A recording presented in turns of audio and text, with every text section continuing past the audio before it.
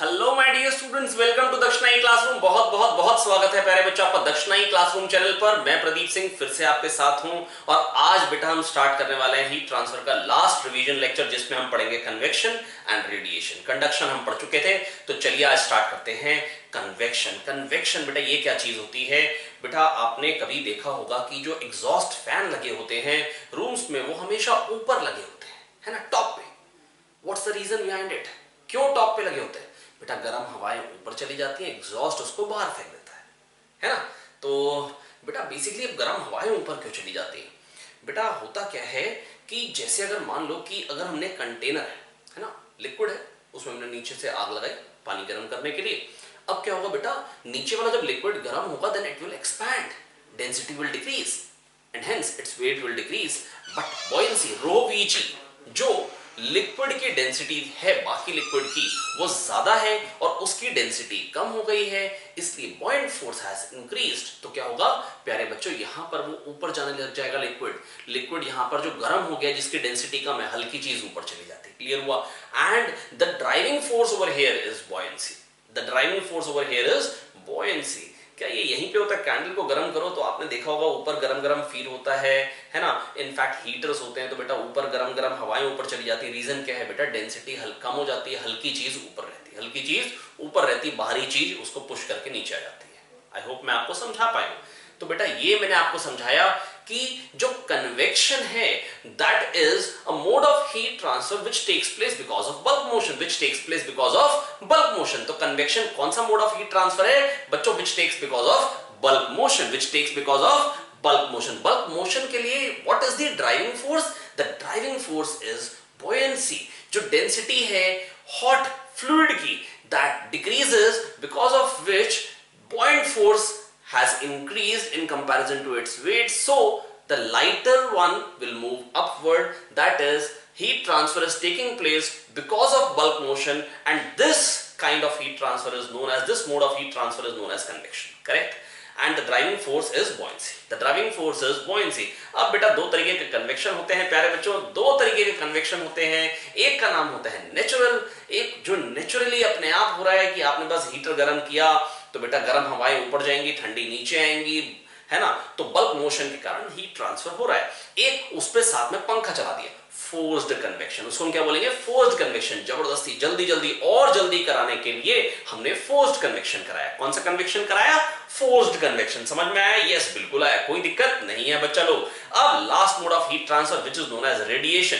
Radiation एक बार क्या हुआ भैया, सर्दियों के दिन हम खड़े हुए भैया सनलाइट में, है ना, सूरज चाचा के सामने खड़े हुए और हमारी बॉडी हल्के हल्के गर्म होने लगी, तो हमको लगा कि भैया हीट ट्रांसफर हो रहा है। तो हमने कहा सूरज चाचा हीट ट्रांसफर हो रहा है तुम्हारे से हमारी तरफ। तो सूरज चाचा ने कहा क्या दिक्कत है, होना चाहिए या नहीं होना चाहिए? तो हमने कहा बिल्कुल होना चाहिए। तो सवाल उठता है क्यों होना चाहिए? क्यों होना चाहिए बेटा? इसलिए होना चाहिए क्योंकि सूरज का टेम्परेचर बहुत ज्यादा, हमारा टेम्परेचर कम है, and heat flows from higher temperature to lower temperature, heat flows from higher temperature to lower temperature. Correct है?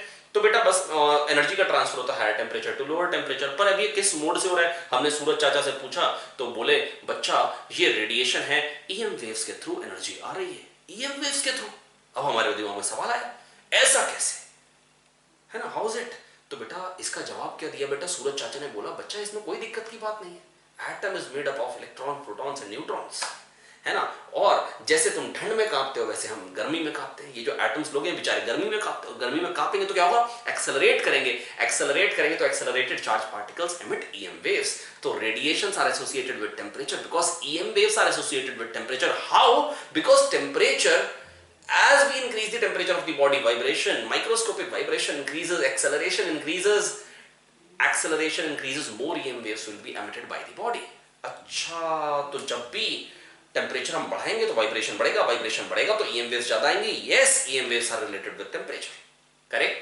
बिल्कुल करेक्ट, कोई दिक्कत नहीं है बच्चा लोग। तो हमने समझ लिया कि रेडिएशन कौन सा मोड ऑफ हीट ट्रांसफर है जो ईएम वेव्स के थ्रू हो रहा है। ईएम वेव्स की स्पीड क्या होती है? 3 × 10 की पावर 8। अगर एग्जैक्ट बताऊं, है ना, नीट के लिए या मेंस के लिए कभी कभी पूछ लेते हैं, तो एग्जैक्ट वैल्यू जो होती है दैट इज 299792458 मीटर पर सेकेंड। 299792458 मीटर पर सेकेंड, 299792458 458 मीटर पर सेकेंड। करेक्ट, बिल्कुल करेक्ट, कोई दिक्कत नहीं है बच्चा लोग। तो बेटा मैंने आपको क्या बता दिया कि radiation is fastest mode of heat transfer, बहुत तेजी से होता है भैया। लाइट से ज्यादा तेज कौन चलता है? चल सकते हो आप? अरे नहीं, बिल्कुल भी नहीं। और मैं बिल्कुल भी नहीं, अगर चल सकता होता तो भैया वजन कम होता, है ना। तो प्यारे बच्चों, बस मैं आपको ये बताना चाह रहा हूं कि radiation is the fastest mode of heat transfer. Radiation is the fastest mode of heat transfer. पर अब मेरे दिमाग में सवाल आया कि कब कब रेडिएशन होगा। तो हम टहल रहे थे ऐसी कड़ूस की गलियों में, है ना, टहलते जा रहे थे, हमको मिले प्रिवोस्ट चाचा। कौन मिले? प्रिवोस्ट चाचा। बोले बच्चा रेडिएशन तब तब होता है, क्या बोले? रेडिएशन तब तब होता है जब जब एटम्स वाइब्रेट करते हैं, जब जब एटम्स वाइब्रेट करते हैं। तो मैंने पूछा वाइब्रेट कब कब करते हैं? तो कह रहे हैं कि भैया 0 केल्विन किसको बोलते हैं? मैंने कहा 0 केल्विन केटीजी में पढ़ा था, डेड स्टॉप, जब सब कुछ रुका हुआ है। और जितना टेम्परेचर ज्यादा हो उतना वाइब्रेशन ज्यादा, उतनी काइनेटिक एनर्जी मॉलिक्यूल्स की ज्यादा होती है। जितनी काइनेटिक एनर्जी ज्यादा, जितनी काइनेटिक एनर्जी ज्यादा, उतना वाइब्रेशन ज्यादा, उतनी इम्पल्स ज्यादा। दैट इज 0 केल्विन पे कोई वाइब्रेशन नहीं निकलेगा। तो प्रिवोस्ट साहब ने बताया भैया रेडिएशन कब कब निकलेंगे? तो उन्होंने बोला each and every body at a temperature above absolute zero will emit radiation. Each and every body at a temperature above absolute zero will emit radiation. क्यों? क्योंकि टेम्परेचर 0 केल्विन डेड स्टॉप है। 0 kelvin से ऊपर होगा तो radiations निकलेंगे, 0 kelvin से ऊपर होगा तो रेडिएशंस निकलेंगे। आया? बिल्कुल आया, कोई दिक्कत नहीं है बच्चा लोग। फिर से बोल दे रहा हूं, कोई भी बॉडी जिसका टेम्परेचर 0 केल्विन से ऊपर होगा वो रेडिएशन एमिट करेगी। आया? बिल्कुल आया, कोई दिक्कत नहीं है। तो हर एक बॉडी जिसका टेम्परेचर 0 केल्विन से ऊपर है that will emit radiation. हर एक बॉडी, फिर से बोल रहा हूं, हर एक बॉडी जिसका टेम्परेचर 0 केल्विन से ऊपर है वो रेडिएशन एमिट करेगी। करेक्ट है? बिल्कुल करेक्ट है। अच्छा, अगर एब्जॉर्ब करने की बात करूं, जैसे हम एब्जॉर्ब कर रहे थे, तो क्या 0 केल्विन पे कोई एब्जॉर्ब करेगा? हाँ हाँ भैया, अगर एनर्जी आएगी तो एब्जॉर्ब तो कर सकता है, पर एमिट तो तभी करेगा जब 0 केल्विन से ऊपर होगा। अब सवाल उठता है कौन ज्यादा एब्जॉर्ब करेगा, कौन ज्यादा एमिट करेगा, कौन ज्यादा एब्जॉर्ब करेगा, कौन ज्यादा एमिट करेगा? लग तो यही रहा बच्चों, जो ज्यादा एब्जॉर्ब करेगा वही ज्यादा एमिट करेगा। क्यों? मेरी क्लास में बैठ के जो ज्यादा अच्छे से समझेगा, जो ज्यादा एब्जॉर्ब करेगा, वही हॉस्टल में जाके, अपने रूम में जाके अपने दोस्तों को अच्छा समझा पाएगा। लग तो ये जो ज्यादा एब्जॉर्ब करेगा वही ज्यादा एमिट करेगा। हालांकि मैं अगर बोलूं तो फंडामेंटली जो मैंने बोला है एग्जाम्पल वो थोड़ा सा गलत है, पर बच्चों के मन में सबसे पहला ख्याल यही आता है, इसलिए बताया। ये गलत क्यों है जरूर एक्सप्लेन करूंगा थोड़ी देर बाद। अब मतलब रेडिएशन के कॉन्टेक्स्ट में थोड़ा सा गलत हो जाएगा। तो बच्चों मैं बस अब आपको ये कहना चाह रहा हूं, कौन ज्यादा एब्जॉर्ब करेगा, कौन ज्यादा एमिट करेगा, मैं एक बार आपको बताता हूं। एक बार की बात है, हमने देखा गर्मी में कई कुछ लोग ऐसे बाइक खड़ी छोड़ देते हैं धूप में, है ना, और फिर क्या होता है, खड़े होकर चलाते हैं, बड़ी परेशानी, है ना। क्यों? बाइक की सीट बहुत तेज गर्म हो जाता है, जल जाते हैं बिल्कुल। मतलब अगर आप बैठ के चलाएंगे, ओह, मतलब आत्मा साथ छोड़ देगी शरीर का, है ना। इतनी तेजी से एवापोरेट होगी कि मतलब एस्केप वेलोसिटी मिल जाएगी आत्मा को, है ना। चलिए मजाक की बात, आप थोड़ा सा हंस सकते हैं। तो बच्चों बस मैं आपको इतना ही कहना चाह रहा हूँ। लेकिन एक बार पता क्या, मैंने देखा कि ये हीरो होंडा मतलब जब इकट्ठा होता था, हीरो और होंडा, है ना, बाद में तो अलग अलग हो गए, दुष्ट पापी, है ना, लेकिन जब इकट्ठे होते थे तो बेटा होता क्या था, एम्बिशन एक बाइक आई थी जब सिल्वर कलर की थी, उस पर व्हाइट कलर का सीट कवर दिया था उन्होंने। तो वहां मैंने देखा बड़ी समझदारी की बात थी उसमें। देखता था कि मेरे दोस्त के पास थी, धूप में खड़ी रहती थी, उसके बाद भी आराम से बैठ के चलाता था, गर्म नहीं होती थी ज्यादा।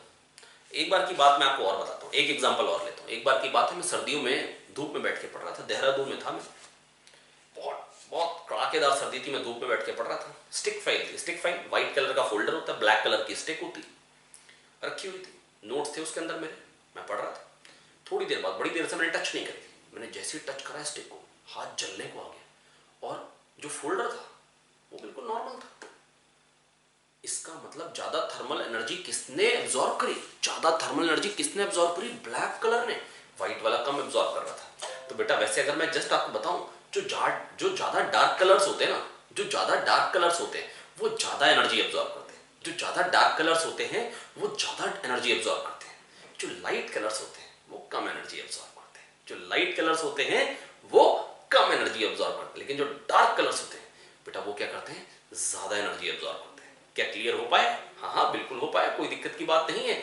ऐसा देखा, मैं अगर प्रैक्टिकली बताऊं बेटा, जब मैं इंजीनियरिंग कर रहा था तो हमने एक बार, मतलब आपने देखा होगा वैसे, मतलब इसी वजह से पहले ये, इसका मैं आपको एप्लीकेशन बताता हूं। अगर आप दक्षिणा फाउंडेशन में आएंगे तो आप देखेंगे सारे के सारे हॉस्टल्स व्हाइट, सारे के सारे क्लासरूम्स का बाहर से कलर व्हाइट। क्यों? ताकि गर्म ना हो, ताकि गर्म ना हो, है ना। मैंने एक बार जब इंजीनियरिंग कर रहे थे हम लोग, तो हमने रेड कलर की बिल्डिंग हो बाहर से और व्हाइट कलर की हो, तो उसमें हमने डिफरेंस निकाला था कि एसी का एक्सपेंडिचर में कितना खर्चा आएगा।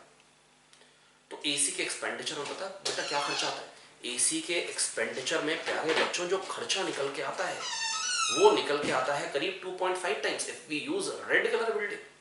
2.5 गुना वो एनर्जी एब्जॉर्ब कर लेते, तो हमको 2.5 गुना एनर्जी बाहर फेंकनी पड़ेगी, वो ज्यादा गर्म हो जाती। तो इसलिए जो सेंसिबल लोग होते हैं बेटा वो गाड़ी भी सफेद रंग की लेते हैं, घर के बाहर भी सफेद रंग कराते हैं। तो आप पहचान लीजिए कौन सेंसिबल है कौन नहीं है ना। तो बच्चों मैं बस आपको इतना कहना चाह रहा हूँ, ये फिर से मजाक की बात है, आप थोड़ा सा हंस सकते हैं है ना, लेकिन बेटा व्हाइट कलर बेटा गाड़ी के लिए मतलब अगर मैं जस्ट कहूँ तो बेटा बहुत फायदेमंद है, गाड़ी गर्म नहीं होगी, नंबर 1। दूसरा कारण बेटा सेफ्टी इश्यूज की वजह से, सिक्योरिटी पॉइंट ऑफ व्यू से भी white is the most safest गाड़ी। रात के अंधेरे में अगर आपने काली गाड़ी पार्क कर दी है ना, तो बेटा ज्यादा चांसेस ये हैं कि गाड़ी अगर आ रही है ना, कोहरे वोहरे का टाइम है ना, फॉग वगैरह है ना, अंधेरे में अगर आ रही तो बेटा वो नजर नहीं आएगी, पर व्हाइट बहुत जल्दी नजर आएगा है ना। तो इसलिए बेटा व्हाइट जो होता है बेटा सेफ्टी पॉइंट ऑफ व्यू से भी बेस्ट है ना। अगर आप ऐसी जगह रहते हैं जहाँ पे कोई फॉग नहीं होती, कोई दिक्कत की बात नहीं, कोई भी कलर लीजिए कोई दिक्कत नहीं है। मैंने व्हाइट कलर की टी शर्ट पहनी ताकि ज्यादा गर्मी ना लगे। करेक्ट है, बिल्कुल करेक्ट है। तो चलिए बच्चों अब अगली बात पे चलता हूं। मैं आपको ये समझा पाया हूं कि कुछ ऐसे कलर्स हैं जो कम एब्जॉर्ब करते हैं। व्हाइट का मतलब क्या होता है? सारी विजिबल लाइट रिफ्लेक्ट करती है। व्हाइट कलर की लाइट फॉल करी पूरा रिफ्लेक्ट करती है, तो आपको व्हाइट में दिखा, ये टी शर्ट व्हाइट दिख रही है, ये टर्बन आपको रेड दिख रही है। इसने सारे कलर्स एब्जॉर्ब कर लिए एक्सेप्ट रेड। रेड रिफ्लेक्ट कर दी तो आपको रेड दिखाई दे रहा है, तो इसने रेड रिफ्लेक्ट कर दी, बाकी सारे इसने एब्जॉर्ब कर लिए, तो आपको क्या दिखाई दे रहा है? रेड। इसने सारे कलर्स रिफ्लेक्ट कर दिए, ये कम एब्जॉर्ब कर रहा है। और जो ब्लैक है वो सारी विजिबल लाइट एब्जॉर्ब कर ले रहा है, ज्यादा एब्जॉर्ब कर ले रहा है, इसलिए ज्यादा गर्म हो जाता है। करेक्ट है, बिल्कुल करेक्ट। क्या समझ में आ पाया? बिल्कुल आ पाया। तो क्या मैं आपको समझा पाया हूं कि कौन ज्यादा एब्जॉर्ब करेगा और कौन कम एब्जॉर्ब करेगा? इन जनरल ये समझ में आया लाइट कलर्स जो है वो कम एब्जॉर्ब करते हैं और डार्क कलर्स जो है वो ज्यादा एब्जॉर्ब करते हैं। अब एमिट कौन ज्यादा करेगा? अब सवाल उठता है एमिट कौन ज्यादा करेगा। वैसे मतलब सच तो यही है, जो ज्यादा एब्जॉर्ब करता है वही ज्यादा एमिट करता है, जो ज्यादा एब्जॉर्ब करता है वही ज्यादा एमिट करता है ना। अब इसको समझने के लिए है ना मैं कुछ चीजें आपको बताना चाहता हूं। पहले कुछ एक टर्म्स जान लेते हैं, फिर मैं इसको मैथमेटिकली हल्का सा आपको फील करा देता हूं ऐसा क्यों होता है। वैसे किरचॉफ्स लॉ भी है, good absorbers are good emitters है ना। इसकी स्टेटमेंट एक दो और भी हैं, वो भी आपको बताऊंगा। लेकिन पहले एब्जॉर्प्टिविटी एक चीज होती है बेटा, देखो एक होती है जैसे अगर मान लो कोई बॉडी है मेरे पास, उससे कुछ एनर्जी एमिट होती है, उसको हम बोलते हैं पर सेकंड जो एनर्जी निकलती है उसको हम बोलते हैं पावर। क्या बोलते हैं? पावर। और पावर पर यूनिट एरिया, जो बॉडी से एनर्जी एमिट होती है through its unit area in unit time, power emitted per unit area is known as emissive power. One area से 1 सेकंड में जो एनर्जी निकलती है that is known as emissive power. Correct है, बिल्कुल करेक्ट है। वन एरिया से 1 second में जो एनर्जी निकलती है उसको हम बोलते हैं एमिसिव पावर। अब अगली टर्म आती है एब्जॉर्प्टिविटी। वन अगर मान लो बॉडी पे एनर्जी फॉल करी, कुछ उसने रिफ्लेक्ट करना है कुछ एब्जॉर्ब करना है, तो fraction of energy absorbed is known as absorptivity. One में से जो एनर्जी एब्जॉर्ब होती है उसको हम बोलते हैं एब्जॉर्प्टिविटी। वन में से जितना एब्जॉर्ब होता है उसको हम बोलते हैं एब्जॉर्प्टिविटी। आया? बिल्कुल आया, कोई दिक्कत नहीं है बच्चा लोग। तो बेटा बस मैं आपको ये समझाना चाह रहा हूं एब्जॉर्प्टिविटी क्या है। वन में से जो एब्जॉर्ब होता है that is known as absorptivity. Emissivity, emissive power के एमिसिव पावर है वन एरिया से 1 सेकंड में जो एनर्जी निकलती है that is known as emissive power, that is known as emissive power. Correct है, बिल्कुल करेक्ट है। या power emitted by the body through its unit area है ना। पावर बोला तो 1 सेकंड तो अपने आप ही हो गया ना, एनर्जी पर यूनिट टाइम तो हुई क्या, अब पर यूनिट एरिया बोल दी तो बेटा क्या हो जाएगी? Emissive power. अब बेटा सवाल ये उठता है कि why good absorbers are good emitters? ऐसा क्यों होता है कि good absorbers जो होते हैं वो good emitters होते हैं? आइए इसको भी समझते हैं, बहुत ध्यान से हल्का सा थोड़ी सी गणित लगाते हैं, समझने की कोशिश करते हैं है ना। तो चलिए आइए एक छोटा सा एग्जांपल लेता हूं चीज को एक्सप्लेन करने के लिए। चलिए मान लेते हैं हमारे पास ये बेटा 3 बॉडीज हैं। ये है सिल्वर बॉडी है ना, ये सिल्वर है, सिल्वर जो रिफ्लेक्ट ज्यादा करता है, मतलब अगर धूप आ रही है ना, अगर कोई सिल्वर के कॉइन से ऐसे चमक पड़ती है आंखों में। ये मान लीजिए ये जो है ये है कोल, काला। और एक बेटा हमारे पास बॉडी है जिसको हम बोलते हैं ब्लैक बॉडी। ब्लैक बॉडी जो सब कुछ एब्जॉर्ब कर लेती है उसको हम बोलते हैं ब्लैक बॉडी। ये तीनों एक ही रूम में तीनों साथ साथ पड़ी, जैसे मान लीजिए एक ही टेबल पे 3 चीजें पड़ी, तीनों सेम डायमेंशन की हैं है ना, मतलब सेम एरिया है बिल्कुल बिल्कुल बिल्कुल एक आइडेंटिकल डायमेंशन। अब हमने तीनों को एक रूम में रखा। बेटा अगर मान लो मैं चाय एक रूम में ले आऊं और चाय को मैं रख दूं रूम में, तो फाइनली होगा क्या, चाय रूम में आके क्या होगी, गर्म होगी, ठंडी होने लगेगी, ठंडी होने लगेगी। लेकिन फाइनली टेम्परेचर कम होते होते होते होते कहां पे आएगा, रूम टेम्परेचर, या उसमें बर्फ जम जाएगी? नहीं भाई, हीट ट्रांसफर तो तब तक होता है जब तक टेम्परेचर डिफरेंस होता है। जब टेम्परेचर डिफरेंस नहीं रहेगा तो थर्मल एनर्जी का ट्रांसफर होगा बच्चों? बिल्कुल भी नहीं, बिल्कुल भी नहीं। तो बच्चों बस मैं आपको यह समझाना चाह रहा हूं कि अगर मैंने चाय रूम में लाके रखी तो फाइनल टेम्परेचर क्या जाएगा, room temperature, surrounding temperature TS हो जाएगा। फाइनली क्या हो जाएगा, टीएस।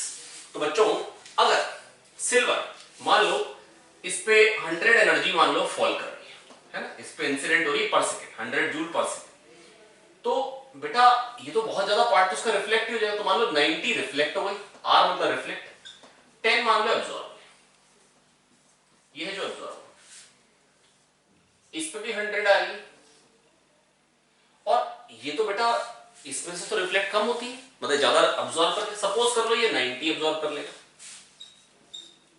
तो रिफ्लेक्ट कितना करेगा प्यारे बच्चों, 10। ये 10 है रिफ्लेक्टेड वाला पोर्शन, ये है अब्सॉर्ब्ड वाला पोर्शन, ये है इंसिडेंट वाला पोर्शन, ये है इंसिडेंट वाला पोर्शन। मान लो ब्लैक बॉडी, उस पर भी सेम ही आएगी बेटा, वही रूम है तो वही रूम की हर एक पार्ट, हर एक बॉडी जिसका टेम्परेचर 0 केल्विन से ऊपर होता है वो रेडिएशन एमिट करता है। अभी समझाया था प्रेवॉस्ट साहब ने, जिसको बोलते हैं प्रेवॉस्ट थ्योरी ऑफ हीट एक्सचेंज।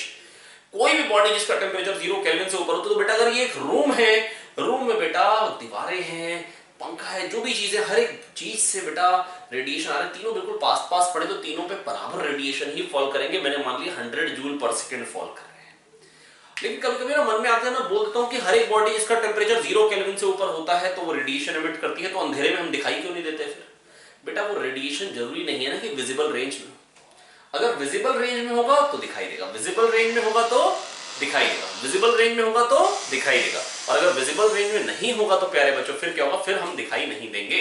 तो बेटा मैंने आपको क्या समझा दिया, कोई भी बॉडी जिसका टेम्परेचर 0 केल्विन से ऊपर होगा तो वो रेडिएशन एमिट करेगी, but it will be visible, वो दिखाई तो तभी देगी अगर वो रेडिएशन 400 से 700 नैनोमीटर के रेंज में होगी। करेक्ट है, बिल्कुल करेक्ट है, कोई दिक्कत नहीं है बच्चा लोग। तो बच्चों अब मैं बस आपको ये समझाना चाह रहा हूं, 100 एनर्जी आई, ब्लैक बॉडी का मतलब क्या है, रिफ्लेक्ट करेगा 0, रिफ्लेक्ट क्या करेगा, 0, रिफ्लेक्ट करता ही नहीं है, पूरा का पूरा एब्सॉर्ब कर लेता है, 100 में से 100 एब्सॉर्ब कर लेता है, इसको हम बोलते हैं black body. Black body perfect absorber, black body is a perfect absorber, पूरा का पूरा एब्सॉर्ब कर ले तो उसको हम बोलते हैं ब्लैक बॉडी। अब बेटा कैसी भी बॉडी हो, बस मैं आपको एक ही चीज कहना चाह रहा हूं, प्लीज मेरी बात सुनिए बहुत ध्यान से। मैंने चाय रूम में लाके रखी, फाइनली होगा क्या, टेम्परेचर कम होते होते होते होते फाइनल टेम्परेचर क्या हो जाएगा, room temperature, surrounding temperature TS हो जाएगा। अगर रूम टेम्परेचर टीएस है तो उसका टेम्परेचर भी टीएस हो जाएगा, ना बढ़ेगा ना घटेगा। टेम्परेचर बढ़ता कब है किसी बॉडी का, जब उस पर एनर्जी आ ज्यादा रही है निकल कम रही है तो टेम्परेचर बढ़ जाता है, जब एनर्जी आ ज्यादा रही है निकल कम रही है तो टेम्परेचर बढ़ जाता है ना। और आ कम रही है निकल ज्यादा रही है, जैसे चाय गरम गरम चाय, उसको एनर्जी मिल कम रही है पर निकल ज्यादा रही है, तो Q = ms डेल्टा T से आप निकाल सकते हैं कितना टेम्परेचर घटेगा। लेकिन जब जितनी आएगी उतनी निकल जाएगी, लेकिन जब जितनी आएगी उतनी निकल जाएगी तो टेम्परेचर ना बढ़ेगा ना टेम्परेचर घटेगा। बोलो आया आया, कोई दिक्कत नहीं है बच्चा लोग, फिर से बोल दे रहा हूं, मेरी बात सुने बहुत ध्यान से। अगर एनर्जी आ ज्यादा रही है निकल कम रही है तो टेम्परेचर बढ़ेगा। अगर आपने एक पतीला लिया भैया पानी का, उसको रख दिया आपने गैस पे, अब भैया एनर्जी मिल ज्यादा रही है, अभी निकल कम रही है तो टेम्परेचर बढ़ रहा है। एक टाइम के बाद जितनी एनर्जी आएगी उतनी निकल जाएगी, ना टेम्परेचर बढ़ेगा ना घटेगा। करेक्ट है, बिल्कुल करेक्ट है।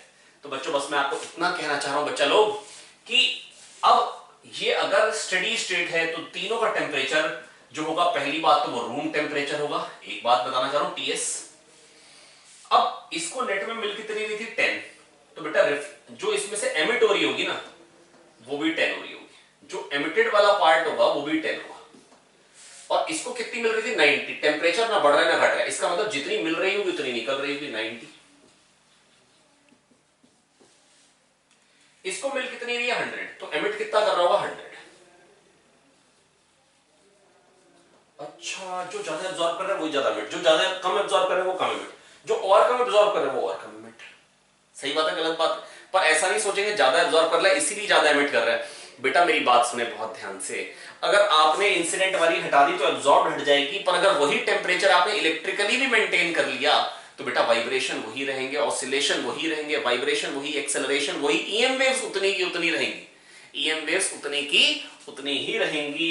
तो इसका मतलब क्या है, जो ज्यादा एब्जॉर्ब कर रहा है वही ज्यादा एमिट करता है। Good absorbers are good emitters and this is nothing but Kirchhoff's law, जिसकी स्टेटमेंट भी मैं अभी आपको बताऊंगा। लेकिन समझा क्या मैंने बेटा, अगर 100 एनर्जी आ रही है, इस पे से ज्यादा रिफ्लेक्ट हो जाएगी। मैंने मान लिया 90, जस्ट मैंने मान लिया, मेरी मर्जी। इस पे 100 आ रही है, 10 रिफ्लेक्ट हो रही है। इस पे 100 आ रहा है तो 0 रिफ्लेक्ट हो गया। इसका मतलब इसमें 90 का रिफ्लेक्ट हो गया तो 10 एब्जॉर्ब हो, 10 रिफ्लेक्ट हो तो 90 एब्जॉर्ब हो, 0 रिफ्लेक्ट हो तो 100 एब्जॉर्ब हो। ब्लैक बॉडी जो सब कुछ एब्जॉर्ब कर लेती है। तो इसका मतलब अब टेम्परेचर बेटा सबका कांस्टेंट है, रूम टेम्परेचर हो चुका है, स्टडी स्टेट की बात है। तो जितनी एनर्जी आ रही होगी उतनी निकल जा रही होगी। तो इसमें 10 एब्जॉर्ब हो रही तो 10 एमिट हो रही होगी, 90 एब्जॉर्ब हो रही, टेम्परेचर ना बढ़ रहा है ना घट रहा है तो 90 एमिट हो रही होगी, 100 एब्जॉर्ब हो रही तो 100 एमिट हो रही होगी।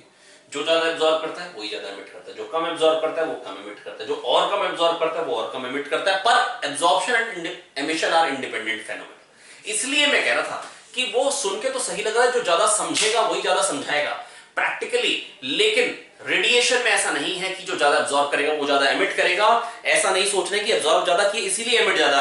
Emission is dependent on vibration, emission is dependent on vibration. और एब्जॉर्प्शन जो है बेटा वो सरफेस की प्रॉपर्टी, एब्जॉर्प्शन डिपेंड करता है सरफेस कैसा है ना, सरफेस कितना है, सरफेस कैसा है, सरफेस कितना है ना, और सराउंडिंग का टेम्परेचर कितना, सराउंडिंग से रेडिएशन कितने आ रहे हैं। क्लियर हुई बात? बिल्कुल क्लियर हुई, कोई दिक्कत नहीं है बच्चा लोग, समझ में आ गए? बिल्कुल आ गया। जो ज्यादा एब्जॉर्ब करेगा वही ज्यादा एमिट। अच्छा, इसकी एब्जॉर्प्टिविटी के, एब्जॉर्प्टिविटी या एब्जॉर्प्टिव पावर, 100 में से 10 एब्जॉर्ब की तो 1 में से 10 बाय 100 कितना आ जाएगा 0.1। एब्जॉर्प्टिविटी 0.1 या एब्जॉर्प्टिव पावर 0.1। इसकी 100 में से कितना एब्जॉर्ब किया 90, तो एब्जॉर्प्टिविटी आ जाएगी 0.9, 90 by 100। Absorptivity is energy absorbed upon energy incident. Correct है? बिल्कुल करेक्ट है, कोई दिक्कत नहीं है बच्चा लोग, समझ में आ पाया है? बिल्कुल आ पाया है ना? तो बेटा ये मेरे को क्लियर हो गया है। तो बेटा एब्जॉर्प्टिविटी इसकी क्या हुई 1 में से पूरा का पूरा एब्जॉर्ब कर लिया। अब एक टर्म होती है एमिसिविटी। क्या होती है प्यारे बच्चों? एमिसिविटी। एमिसिविटी होती है जब ब्लैक बॉडी 1 एमिट करेगी तो सेम एरिया की, सेम डायमेंशन की दूसरी बॉडी, है ना। अच्छा, ब्लैक बॉडी के अलावा जितनी बॉडी, उनका नाम क्या होता है? Grey body. क्या बोलते हैं उनको हम? ग्रे बॉडी, है ना। कि मतलब वो परफेक्टली, मतलब जो परफेक्टली एब्जॉर्ब करती है उसको हम बोलते हैं ब्लैक बॉडी, है ना। Platinum black is nearly black body को 99% से ज्यादा एब्जॉर्ब कर लेता है ना। तो उसको हम बोलते हैं कि platinum is nearly, platinum black is nearly black body, है ना। वैसे अगर प्रैक्टिकली अगर मैं बोलूं तो ब्लैक बॉडी के लिए जस्ट मैं बोलूं बेटा, ब्लैक बॉडी एक अलग चीज है, ब्लैक कलर्ड एक बॉडी अलग चीज है। ब्लैक कलर्ड बॉडी वो है जो 400 से 700 नैनोमीटर एब्जॉर्ब करे, जैसे ये ब्लैक है, ये black coloured body. Black body हम उसको बोलते हैं जो 0 से लेकर इनफाइनाइट तक हर एक वेवलेंथ को एब्जॉर्ब कर ले। करेक्ट है? तो ब्लैक बॉडी कौन सी बॉडी होती है? जो 0 से लेकर इनफाइनाइट तक हर एक वेवलेंथ एब्जॉर्ब कर ले। ब्लैक कलर्ड बॉडी वो होती है 400 से 700 नैनोमीटर एब्जॉर्ब कर ले। ब्लैक बॉडी सारे रेडिएशन एमिट भी करती है। देखो, जो ज्यादा सारे एब्जॉर्ब करेगा, ये आपने पढ़ा होगा बेटा हाइड्रोजन स्पेक्ट्रम में जब एब्जॉर्प्शन होता है ना, तो एब्जॉर्प्शन स्पेक्ट्रम में जो जो गायब होती हैं एमिशन में वो तो मिलती ही हैं। अगर उसने एब्जॉर्ब करी 2 से 4 में अगर गया इलेक्ट्रॉन एब्जॉर्ब करके, जब 4 से 2 में आएगा तो वो वाली वेवलेंथ तो मिलेगी ना। तो जो लैम्डा गायब होगी वो लैम्डा तो मिलेगी, जो लैम्डा गायब होगी वो लैम्डा तो मिलेगी, जो लैम्डा गायब होगी वो तो मिलेगी ही मिलेगी। तो ब्लैक बॉडी अगर सब एब्जॉर्ब कर रही है तो बेटा एमिशन में सब की सब मिलेंगी ही मिलेंगी। बेटा होता क्या है, वाइब्रेशन में भी कुछ क्वांटम स्टेट्स होती हैं, और जब एक पर्टिकुलर एनर्जी अगर उसको मिलती है एक क्वांटम स्टेट से दूसरे क्वांटम स्टेट ऑफ वाइब्रेशन में जाता है, जब वापस आएगा डी एक्साइट होगा तो वो वाली तो मिलेगी ही मिलेगी। अगर ब्लैक बॉडी सब कुछ एब्जॉर्ब करती तो ब्लैक बॉडी ही वो बॉडी है जो सब कुछ एमिट भी करेगी। जो सब कुछ एमिट कर सकती है वो ब्लैक बॉडी, जो सब कुछ एब्जॉर्ब कर सकती है वो ब्लैक बॉडी। आया? अच्छा, ब्लैक बॉडी ब्लैक कलर की होनी जरूरी नहीं है। क्यों? Sun is a black body but it's not a black colour. क्यों? क्योंकि ब्लैक बॉडी का अगर आप टेम्परेचर बढ़ाते जा रहे तो उसमें से विजिबल एनर्जी भी निकलने लग जाएगी। अब विजिबल लाइट भी अगर निकलेगी, अगर विजिबल लाइट भी निकलेगी तो क्या होगा, वो दिखने लग जाएगी, तो ब्लैक नहीं रहेगी बच्चों, है ना। बिल्कुल ठीक है। तो बेटा मैंने आपको क्या समझा दिया, एब्जॉर्प्टिव पावर या एब्जॉर्प्टिविटी समझा दिया। अब एमिसिव पावर क्या होती है, पावर पर यूनिट एरिया होती है एमिसिव पावर। एमिसिविटी क्या होती है, जब ब्लैक बॉडी 1 एमिट करेगी तो ये कितना एमिट करेगी, ये 100 एमिट करेगी तो ये 90। जब ये 1 एमिट करेगी तो सेम एरिया की सेम डायमेंशन की ये कितना एमिट करेगी, 0.9।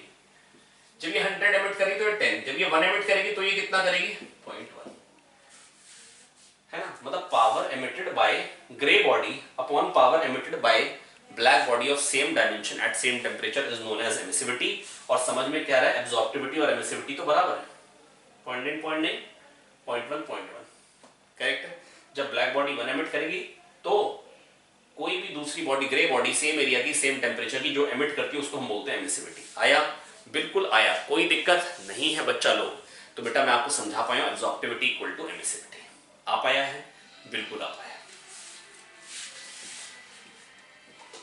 अब एमिसिव पावर 1 एरिया से 1 सेकंड में कितनी एनर्जी निकलती है। अब बेटा ये ना बड़ी देर से ये चर्चा हो गई कि कौन ज्यादा एब्जॉर्ब करेगा, कौन ज्यादा कम एब्जॉर्ब करेगा, है ना। ये सब चर्चाएं मैंने आपके साथ करी, कौन ज्यादा एब्जॉर्ब करेगा, कौन कम एब्जॉर्ब करेगा, है ना। पर बेटा कितना एब्जॉर्ब करेगा, कितना एमिट करेगा, अब मैं इसकी चर्चा करना चाह रहा हूं। तो बेटा ये जो बेटा चर्चा है इसको बेटा जन्म दिया था स्टीफन बोल्ट्जमैन साहब ने, है ना। स्टीफन बोल्ट्जमैन लॉ बोलते हैं इसको हम,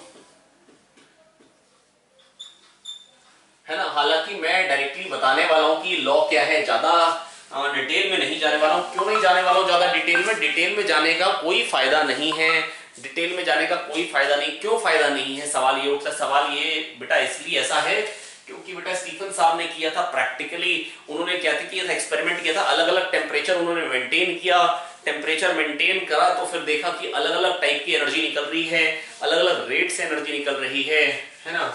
और बोल्ट्जमैन साहब ने वही चीज थ्योरेटिकली करी, है ना। उन्होंने अलग अलग लैम्डा के करस्पॉन्डिंग कितनी एनर्जी आ रही है उसका सम किया और निकाली कि एनर्जी कितनी निकल रही है। तो बेटा देखो पावर क्या होती है, अगर मान लो ए एरिया, तो उन्होंने फाइनली एस्टेब्लिश क्या किया, उन्होंने एस्टेब्लिश किया पावर एमिटेड जो होती है वो होती है ई सिग्मा ए टी की पावर 4। अगर टेम्परेचर टी है तो पावर एमिटेड होती है ई सिग्मा ए टी की पावर 4, और जो एमिसिव पावर होती है ई से डिनोट करते हैं वो होती है पावर पर यूनिट एरिया, वो हो जाएगी ई सिग्मा टी की पावर 4। अब बेटा एक चीज होती है पावर लॉस, वो क्या हो जाएगी, power emitted minus power absorb. अब एब्जॉर्प्शन किस रेट से होगा, सराउंडिंग का टेम्परेचर टीएस है तो पता नहीं किस रेट से होगा, बस मैं ये कह सकता हूं ये डिपेंड करेगा टीएस पे, सराउंडिंग का टेम्परेचर कितना है, सराउंडिंग कौन सी है ना। क्योंकि अलग अलग बॉडीज अलग अलग एमिट करती हैं, है ना, सेम टेम्परेचर पे। सराउंडिंग पे डिपेंड करेगा, सराउंडिंग टेम्परेचर पे डिपेंड करेगा, खुद के एरिया पे डिपेंड करेगा, और उसकी सरफेस की प्रॉपर्टीज पे, सरफेस प्रॉपर्टीज बॉडी की क्या है उस पर डिपेंड करेगा। ठीक है, तो ये 4 चीजें हैं। लेकिन बेटा एक चीज जो मैं 100% श्योर हूं, ये ऊपर वाले को मिटाता हूं पहले, स्टीफन बोल्ट्जमैन लॉ की बात कर रहा हूं, जो पावर एमिटेड होती है वो होती है ई सिग्मा ए टी की पावर 4। रट ले बहुत ध्यान से, पावर एमिटेड क्या होती है, ई सिग्मा ए टी की पावर 4। आपसे बात कर रहा हूं, याद क्यों नहीं कर रहा भैया, हाँ मेरी तरफ देखो, याद करो, ई सिग्मा ए टी की पावर 4। पावर एमिटेड क्या होती है, ई सिग्मा ए टी की पावर 4। पावर एमिटेड क्या होती है, ई सिग्मा ए टी की पावर 4। पावर एमिटेड क्या होती है, ई सिग्मा ए टी की पावर 4। याद हुआ, बिल्कुल हुआ भैया, ये हो गई पावर एमिटेड। और पावर लॉस क्या है,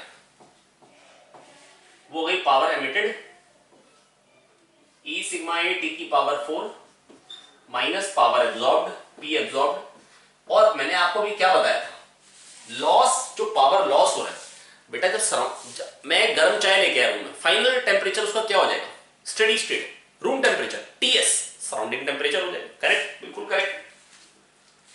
that is at T equal to TS, जब सराउंडिंग टेम्परेचर के बराबर हो जाएगा तो पावर लॉस क्या हो जाएगा, 0। जितनी एनर्जी आएगी उतनी निकल जाएगी, ना टेम्परेचर बढ़ेगा ना घटेगा। करेक्ट है, बिल्कुल करेक्ट। तो ई सिग्मा ए टीएस की पावर 4 माइनस पी एब्जॉर्ब्ड, और क्या चाय ठंडी होगी तो रूम बड़ा गर्म हो जाएगा? नहीं भैया, कोई फर्क नहीं पड़ेगा। इतनी सी चाय इतने बड़े सराउंडिंग को चेंज नहीं कर पाई, इतने बड़े सराउंडिंग के टेम्परेचर को चेंज नहीं कर पाई। तो यहां से पावर एब्जॉर्ब्ड की वैल्यू आ गई। और अगर सराउंडिंग का टेम्परेचर चेंज नहीं हुआ तो सराउंडिंग का टेम्परेचर चेंज नहीं हुआ तो इसका मतलब क्या है, सराउंडिंग वही की वही है, तो पावर एब्जॉर्ब्ड वही की वही है। तो ये पावर एब्जॉर्ब्ड की वैल्यू यहां पे डाल दीजिए। तो पावर लॉस क्या बन जाएगा प्यारे बच्चों? पावर लॉस फिर बन के आ जाएगा आपके सामने E सिग्मा ए टी की पावर 4 माइनस टी एस की पावर 4। याद कर लीजिए बहुत ध्यान से। तो पावर लॉस क्या बन के आ जाएगा? E सिग्मा ए टी की पावर 4 माइनस टी एस की power 4। E sigma A T की पावर 4 माइनस टी एस की power 4। E sigma A T की पावर 4 माइनस टी एस की power 4। Power emitted E sigma A T की power 4। Power absorb E sigma A T S की power 4। Power loss कितनी निकली? Minus कितनी आई? 100 निकली, 10 मिल गई, तो लॉस तो 90 का ही हुआ भैया, है ना। तो power emitted E sigma A T की power 4, power absorbed E sigma A T S की power 4, power loss power emitted minus power absorbed. अब एमिसिव पावर क्या होती है? E सिग्मा टी की पावर 4। अब बेटा किरचॉफ्स लॉ क्या कहते हैं? वो कहते हैं emissive power of grey body upon its absorptive power is constant. कैसे? ग्रे बॉडी की एमिसिव पावर क्या? E सिग्मा ए टी की पावर 4। E सिग्मा टी की पावर 4। एब्जॉर्प्टिव पावर और एमिसिव पावर, तो एब्जॉर्प्टिविटी और एमिसिविटी तो एक ही चीज होती है। अरे हाँ, तो कांस्टेंट अगर ही है कि emissive power of black body, तो emissive power of ratio of emissive power of grey body to its absorptive power is constant and is equal to emissive power of black body. जो ज्यादा emissive power ज्यादा absorptive power, तभी तो constant आ रहा है। Constant क्या बता रहे? जो ज्यादा एमिट करेगा वही ज्यादा एब्जॉर्ब करेगा। बेटा अगर emissive power upon absorptive power constant आ रहा है, बता क्या लाया है? रेशियो कांस्टेंट है। न्यूमरेटर बढ़ेगा तो डिनोमिनेटर भी बढ़ेगा, न्यूमरेटर बढ़ेगा तो डिनोमिनेटर भी बढ़ेगा। आया? आया। Good absorbers are good emitters, यही क्या है किरचॉफ्स लॉ। और स्टेटमेंट क्या है? Ratio of emissive power of grey body to its absorptive power is constant. आगे आप बिल्कुल आगे, कोई दिक्कत नहीं है बच्चा लोग, कोई दिक्कत नहीं है ना। छाप सकते हैं। एक एक स्टेप सुन के एक एक स्टेप नोट कर लीजिए, पिछले 10 मिनट का रिवाइंड करके देख लीजिए, कोई दिक्कत की बात नहीं जितना अभी तक देखा है, क्योंकि इसके बाद मैं क्वेश्चंस पे आ जाऊंगा जो कि बड़े आराम से समझ में आ जाएंगे। पर अगर थ्योरी क्लियर हो जाएगी तो क्वेश्चंस बड़े आराम से क्लियर हो जाएंगे, पर थ्योरी क्लियर नहीं होगी तो क्वेश्चंस नहीं क्लियर हो पाएंगे। ठीक है, तो बहुत ध्यान से आप चाहें तो थोड़ा सा ये पिछला वाला रिवाइंड करके देख लीजिए। तो चलिए बच्चों, अब ऐसा करते हैं कहानी को आगे बढ़ाया जाए। बहुत देर हुई कि बेटा इतनी एनर्जी निकलेगी, है ना। तो बेटा अगर थर्मल एनर्जी बॉडी लूज करेगी, पावर लॉस होगा, तो होगा क्या बेटा? उसका टेम्परेचर फॉल करेगा। अब मेरे को इसके बारे में चर्चा करनी, कितनी तेजी से टेम्परेचर फॉल करेगा, है ना। Rate of fall of temperature, जिसको हम बोलते हैं रेट ऑफ कूलिंग, जिसको क्या बोलते हैं प्यारे बच्चों? Rate of cooling. ठीक है, तो चलिए बेटा स्टार्ट करते हैं। बेटा रेट ऑफ कूलिंग क्या है बेटा? कितनी तेजी से टेम्परेचर गिर रहा है। मान लो टेम्परेचर Ti था, उससे हो गया Tf, तो डिक्रीज ये आया, dt टाइम में हुआ। तो 1 सेकंड में क्या डिक्रीज आएगा प्यारे बच्चों? 1 सेकंड में जो डिक्रीज आएगा that is known as rate of cooling Ti minus Tf। इसको मैं क्या बोल सकता हूं? Negative of Tf minus Ti। Correct है, बिल्कुल करेक्ट है, अपॉन dt। और Tf माइनस Ti क्या है? dt minus dt by dt। This is rate of cooling, this is known as rate of cooling. 1 second में कितना टेम्परेचर डिक्रीज करेगा? 1 second में कितना टेम्परेचर डिक्रीज करेगा? करेक्ट है, बिल्कुल करेक्ट है। आया? यस आया। तो बेटा ये हो गया रेट ऑफ कूलिंग। अब प्यारे बच्चों मैं बस आपको इतना कहना चाह रहा हूं, this is rate of cooling, है ना। अब रेट ऑफ कूलिंग के बाद ये चीज आ गई रेट ऑफ कूलिंग। अब बेटा मेरी बात सुने बहुत ध्यान से। अब ये क्या है?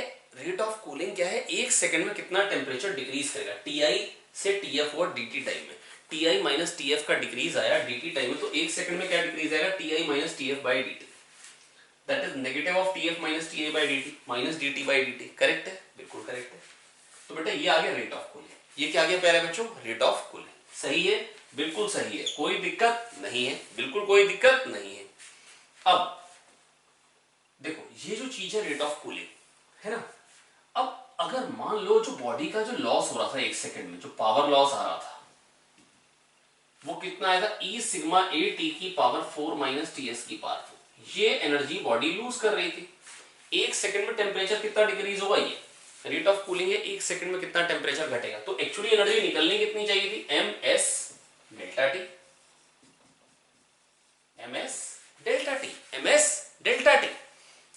बस 1 सेकंड में इतना टेम्परेचर डिक्रीज होगा, तो 1 सेकंड में थर्मल एनर्जी इतनी निकलेगी, और निकल क्या रही है ये, इनको बराबर कर दी। तो यहां से रेट ऑफ कूलिंग क्या निकल के आ रहा है प्यारे बच्चों, रेट ऑफ कूलिंग आपके पास निकल के आ गया E सिग्मा A T की पावर 4 माइनस TS की पावर 4 अपॉन MS। करेक्ट है, बिल्कुल करेक्ट है। तो बेटा ये आ गया आपके पास रेट ऑफ कूलिंग का एक्सप्रेशन। बेटा Ti से Tf हुआ, dt टाइम में 1 सेकंड में क्या डिक्रीज आएगा, Ti minus Tf by dt, negative of dt by dt। 1 second में जो बेटा एनर्जी लूज होगी है ना, वो कितनी होनी चाहिए, ms डेल्टा टी। 1 सेकंड में जो टेम्परेचर में डिक्रीज आता है वो ये ms डेल्टा टी, इतनी एनर्जी निकलनी चाहिए थी, और निकल क्या रही है, E सिग्मा A T की पावर 4 माइनस TS की पावर 4, इनको बराबर कर दीजिए। अब मान लो अगर स्फेरिकल बॉडी है तो एरिया क्या होगा, एरिया होगा 4 पाई r स्क्वायर, और मास क्या होगा प्यारे बच्चों, मास होगा वॉल्यूम इनटू डेंसिटी। मास क्या होगा प्यारे बच्चों, volume into density, 4/3 pi r cube into density.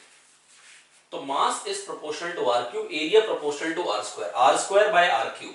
तो rate of cooling is inversely proportional to r, rate of cooling is inversely proportional to r।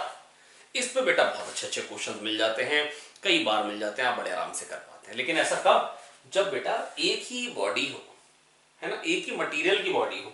मैं rate of cooling inversely proportional to r तब कह रहा हूं बेटा, मास में density है, तो दोनों सेम मटेरियल की बॉडी हो, दोनों की स्पेसिफिक हीट भी तो तभी सेम होगी, है ना, तो बेटा एमिसिविटी भी तो तभी सेम होगी। तो जब सेम मटेरियल की बॉडी हो, है ना, तो बेटा rate of cooling inversely proportional to r। ऐसा नहीं कि एल्यूमिनियम है कॉपर, तो rate of cooling inversely proportional to r।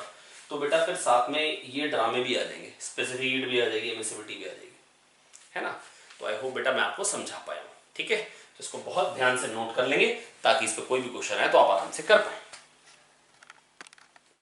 तो बच्चों हमने क्या क्या देख लिया बेटा, पावर लॉस बेटा क्या निकल के आया, पावर लॉस निकल के आया, ध्यान से देखते हैं एक बार।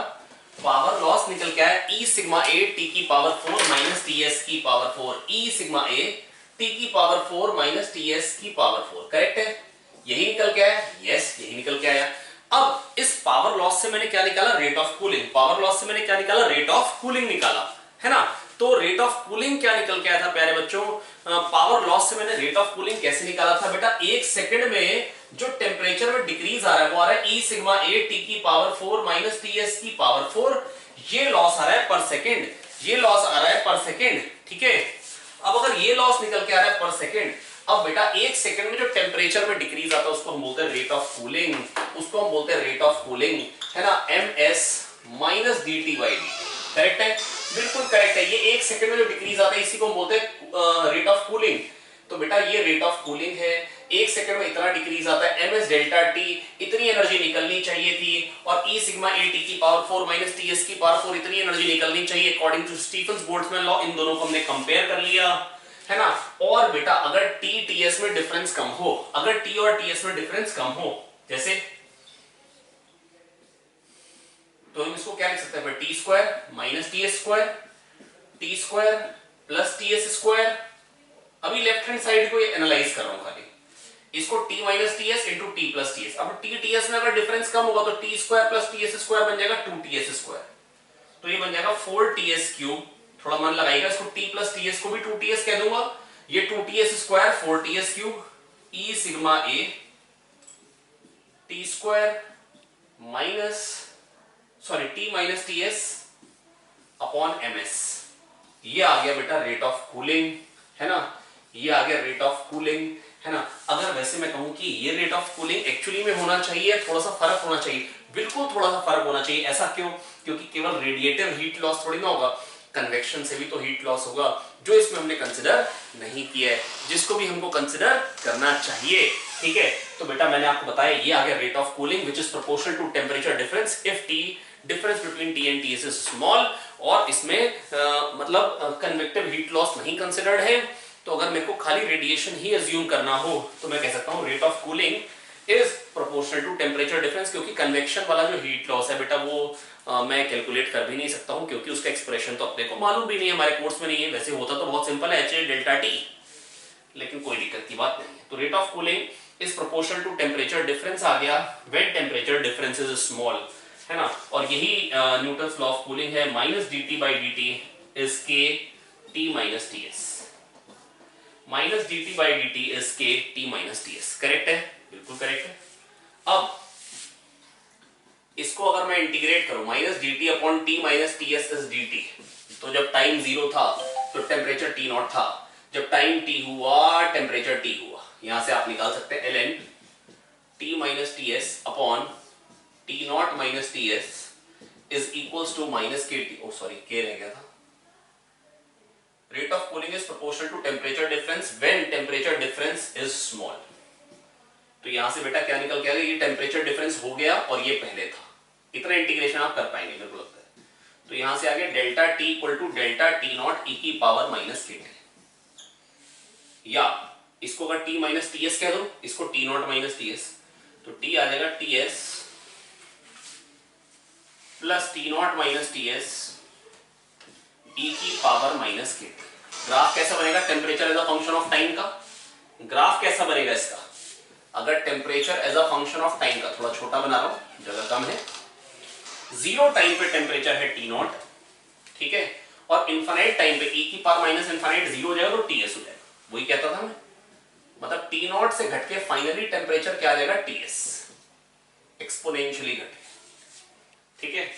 पर बच्चों ज्यादातर अगर आपको एक्सप्रेशन आ जाए delta T equal to delta T not E की पावर माइनस के टी, याद रख लीजिए, एक्सप्रेशन आ जाए तो ऐसी फॉर्म में याद रखेंगे तो लिखना बहुत आसान है। ये टी माइनस टी एस है, ये initial temperature difference T not minus T S है, तो delta T equal to delta T not E की पावर माइनस के टी, और अगर पूरा एक्सप्रेशन लिखना हो तो टी माइनस टी एस, इसको T not minus T S लिखे, टी एस इधर लिखे, temperature as a function of time आ गया। पूछ ले तो भी आप लिख पाएंगे, ग्राफ ऐसा आता है। करेक्ट है, बिल्कुल करेक्ट है, कोई दिक्कत नहीं है बच्चा लोग। आई होप बच्चों मैं आपको समझा पाया हूं। This is Newton's law of cooling, और इस पे ज्यादातर एवरेज रेट ऑफ कूलिंग पे क्वेश्चन आते हैं, है ना, और वही मेरे को आपको सिखाने भी है। तो बच्चों क्या होता है ये average rate of cooling? Average rate of cooling होता है, मान लो T1 से टेम्परेचर T2 हुआ T सेकेंड्स में, T सेकेंड्स में, तो 1 सेकंड में कितना ड्रॉप होगा, T1 minus T2 by T। T1 minus T2 का डिक्रीज है T सेकंड में, तो 1 सेकंड में कितने का डिक्रीज आएगा, T1 minus T2 by T। This is average rate of cooling, ठीक है, is proportional to average temperature difference. Temperature T1 plus T2 by 2 ये एवरेज टेम्परेचर हो गया, और ये average temperature difference. Average rate of cooling is proportional to average temperature difference. इससे भी अगर आप आंसर निकालेंगे और एक्सपोनेंशियल वाले फंक्शन से भी निकालेंगे तो अप्रोक्सीमेटली सेम आएगा, है ना। अब इस पे क्वेश्चन कैसे करेंगे वो देखते हैं, लेकिन इससे पहले क्या कर लेते हैं बच्चों, फटाक से पहले जो भी हमने पढ़ा है उसको रिवाइज कर लेते हैं, और फिर क्या करेंगे, हम एवरेज रेट ऑफ कूलिंग पे कुछ एक क्वेश्चन कर लेंगे। एवरेज रेट ऑफ कूलिंग क्या है बेटा, T1 से टेम्परेचर T2 हुआ T सेकंड में, तो 1 सेकंड में क्या डिक्रीज आएगा, T1 minus T2 by T, है ना, is proportional to average temperature difference. ये क्या हो गया, average temperature T1 plus T2 by 2 minus TS, average temperature difference. Correct है, बिल्कुल करेक्ट है, कोई दिक्कत नहीं है। तो average rate of cooling is proportional to average temperature difference. तो सबसे पहले ऐसा करते हैं, मतलब शुरू से लेकर अभी तक फटाफट से एक क्विक रिव्यू दे देता हूं, और फिर आपको कुछ रेट ऑफ कूलिंग पे क्वेश्चंस कराएंगे, है ना, एवरेज रेट ऑफ कूलिंग पे क्वेश्चंस कराएंगे, और फिर बढ़ेंगे लास्ट टॉपिक की तरफ, है ना, स्पेक्ट्रम ऑफ रेडिएशंस पे, और फिर कुछ क्वेश्चंस प्रैक्टिस करके लेक्चर को वाइंड अप कर देंगे, ठीक है। ये थोड़ा सा इस पर्टिकुलर चैप्टर में थ्योरी थोड़ी सी ज्यादा है, लेकिन अगर हम क्वेश्चंस में थ्योरी यूज करने वाली देखेंगे तो वो थोड़ी कम ही है, लेकिन अगर आपने थ्योरी सुन ली तो कॉन्फिडेंस बहुत अच्छे से आ जाएगा। तो ऐसा करते एक बार क्विक रिवीजन करते हैं, फिर एवरेज रेट ऑफ कूलिंग पे क्वेश्चंस करते हैं। रेडिएशन क्या है, fastest mode of heat transfer होता कब है, कोई भी बॉडी जिसका टेम्परेचर 0 केल्विन से ऊपर होगा तो वो रेडिएशन एमिट करेगी, क्योंकि टेम्परेचर अगर 0 केल्विन से ऊपर है तो वाइब्रेशन होंगे। 0 केल्विन डेड स्टॉप है, 0 केल्विन से ऊपर होगा तो वाइब्रेशन होंगे। एटम्स अगर वाइब्रेट करेंगे तो उसमें चार्ज पार्टिकल्स वाइब्रेट करेंगे, चार्ज पार्टिकल्स वाइब्रेट करेंगे तो इसका मतलब क्या है, ईएम वेव्स निकलेंगी, because accelerated charge particles emit EM waves. कितनी स्पीड से होता है बेटा ये रेडिएशन, मतलब कितनी स्पीड से ट्रेवल करता है, ईएम वेव्स की फॉर्म में होता है, 3 × 10 की पावर 8 इनकी रफ्तार होती है। अगर 3 × 10 की पावर 8 बेटा इनकी रफ्तार है तो मैं कह सकता हूं radiation is the fastest mode of heat transfer. है ना। अब कौन सी बॉडी ज्यादा करती है, कौन सी बॉडी कम करती है, इसके बारे में चर्चा करी थी, है ना। तो जो ज्यादा एब्जॉर्ब करती है वही ज्यादा एमिट करती है, ये हम बात कर चुके थे। Good absorbers are good emitters, है ना। और जो पावर एमिटेड निकल के आती है बेटा, वो क्या निकल के आती है, वो निकल के आती है ई सिग्मा ए टी की पावर 4 ग्रे बॉडी की। ब्लैक बॉडी के लिए होती है सिग्मा ए टी की पावर 4 E1 होता है ना। जो एमिटेड पावर आई थी बेटा, कल हम पढ़ चुके हैं, ई सिग्मा ए टी की पावर 4 आई थी। कितनी आई थी, ई सिग्मा ए टी की पावर 4 आई थी। जो ज्यादा एब्जॉर्ब करती है वही ज्यादा एमिट करती है। एब्जॉर्प्टिविटी एमिसिविटी बराबर होते हैं। एब्जॉर्प्टिविटी होती है वन में से कितना एब्जॉर्ब किया। अगर बेटा एनर्जी फॉल कर रही है तो वन में से जो एब्जॉर्ब करता है उसको हम बोलते हैं एब्जॉर्प्टिविटी। वन में से कितना एब्जॉर्ब कर दिया उसको हम बोलते हैं उसकी एब्जॉर्प्टिविटी, है ना। और जब ब्लैक बॉडी वन एमिट करेगी तो सेम टेम्परेचर की, सेम डायमेंशंस की बॉडी जो एमिट करेगी बेटा, उसको हम बोलते हैं उसकी एमिसिविटी, है ना। और एब्जॉर्प्टिविटी एमिसिविटी बराबर होते हैं, जिसको हम कल प्रूव कर चुके हैं। यही किरचॉफ्स लॉ था, ठीक है। तो पावर एमिटेड क्या होती है, ई सिग्मा ए टी की पावर 4। पावर एब्जॉर्ब क्या होती है, ई सिग्मा ए टी एस की पावर 4। पावर एब्जॉर्ब ये होती है। और नेट पावर लॉस क्या होता है, power emitted minus power absorb. बेटा जो एमिटेड होती है बेटा, जैसे मान लो 100 एमिट कर रहा है और 20 एब्जॉर्ब कर ली, तो नेट में एमिट कितनी करी, 100 माइनस 20। तो पावर लॉस क्या होता है, power emitted minus power absorb, मतलब ई सिग्मा ए टी की पावर 4 माइनस टी एस की power 4। E sigma A T की पावर 4 माइनस टी एस की पावर 4, ये आता है बेटा पावर लॉस, है ना। और बेटा power emitted per unit area क्या होता है, एमिसिव पावर, है ना। वन एरिया से 1 सेकंड में जो एनर्जी निकलेगी उसको बोलते हैं एमिसिव पावर, या power per unit area, power emitted per unit area from a body is known as its emissive power, है ना। तो वो क्या है, ई सिग्मा टी की पावर 4, क्योंकि ई सिग्मा ए टी की पावर 4 ए एरिया से निकल रहा है, तो वन एरिया से कितना हो जाएगा, ई सिग्मा टी की पावर 4। वन एरिया से 1 सेकंड में जो एनर्जी निकलेगी या power per unit area is known as emissive power. Black body के लिए सिग्मा टी की पावर 4।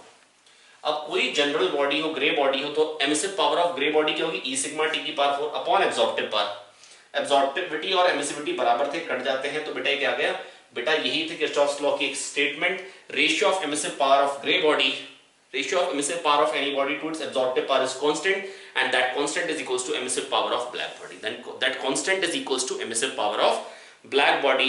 तो बेटा कल हमने पढ़ क्या लिया था, जो पावर लॉस होता है प्यारे बच्चों, जो पावर लॉस होता है वो क्या होता है, ई सिग्मा ए टी की पावर 4 माइनस टी एस की पावर 4। तो बेटा कल हमने क्या पढ़ लिया था, जो पावर लॉस होता है बच्चों वो कितना होता है, ई सिग्मा ए टी की पावर 4 माइनस टी एस की पावर 4, है ना। ये होता है पावर लॉस, है ना। पावर एमिटेड जो होती है वो ई सिग्मा ए टी की पावर 4 होती है, पावर एमिटेड ये होती है, पावर एब्जॉर्ब्ड ये होती है ई सिग्मा ए टी एस की पावर 4। तो बेटा नेट में लॉस क्या होगा बेटा, ई सिग्मा ए टी की पावर 4 माइनस टी एस की पावर 4। जो पावर लॉस आता है वो आता है ई सिग्मा ए टी की पावर 4 माइनस टी एस की पावर 4। बेटा अगर कंफ्यूजन है तो मैं कहूंगा कि मेरा पिछला लेक्चर आप लोग देख के आए, तभी बेटा थोड़ा सा ये अच्छे से समझ में आएगा, है ना। स्टीफन बोल्ट्जमैन साहब ने डेवलप किया था बेटा, स्टीफन साहब ने बेटा एक्सपेरिमेंटली किया था, और बोल्ट्जमैन साहब ने ये काम क्या किया था, थ्योरेटिकली निकाल के दिखाया था, जो एनर्जी निकल रही अलग अलग लैम्डा से उसका समेशन किया था, और वो टी की पावर 4 पे डिपेंडेंट आ गया था। तो बच्चों मैं बस आपको इतना कहना चाह रहा हूँ, जो पावर एमिटेड आया था वो ई सिग्मा ए टी की पावर 4 था। तो पावर लॉस कैसे कैलकुलेट किया था, ई सिग्मा ए टी की power 4 power emitted minus power absorbed. और फिर हमने कहा था बेटा चाय को रूम में लाके रख देंगे, तो बेटा चाय ठंडी होते होते फाइनली क्या हो जाएगा, उसका टेम्परेचर क्या हो जाएगा प्यारे बच्चों, रूम टेम्परेचर। फाइनल टेम्परेचर क्या हो जाएगा चाय का, रूम टेम्परेचर हो जाएगा। क्या उससे ज्यादा ठंडी हो जाएगी, कभी भी नहीं, है ना। तो बेटा मैं कह सकता हूं power loss become zero, sorry power loss become zero when T becomes equal to T S. तो पावर लॉस क्या निकल के आ रहा है, जीरो आ रहा है ना। ई सिग्मा ए टी एस की पावर 4 माइनस पी एब्जॉर्ब, ये क्या आ रहा है, जीरो। तो यहां से पी एब्जॉर्ब कितना आ गया प्यारे बच्चों, ई सिग्मा ए टी एस की पावर 4, ये आ गया पावर एब्जॉर्ब। करेक्ट है, बिल्कुल करेक्ट, कोई दिक्कत नहीं है भैया। तो ये आ गया पावर एब्जॉर्ब। चलिए अब करा जाए।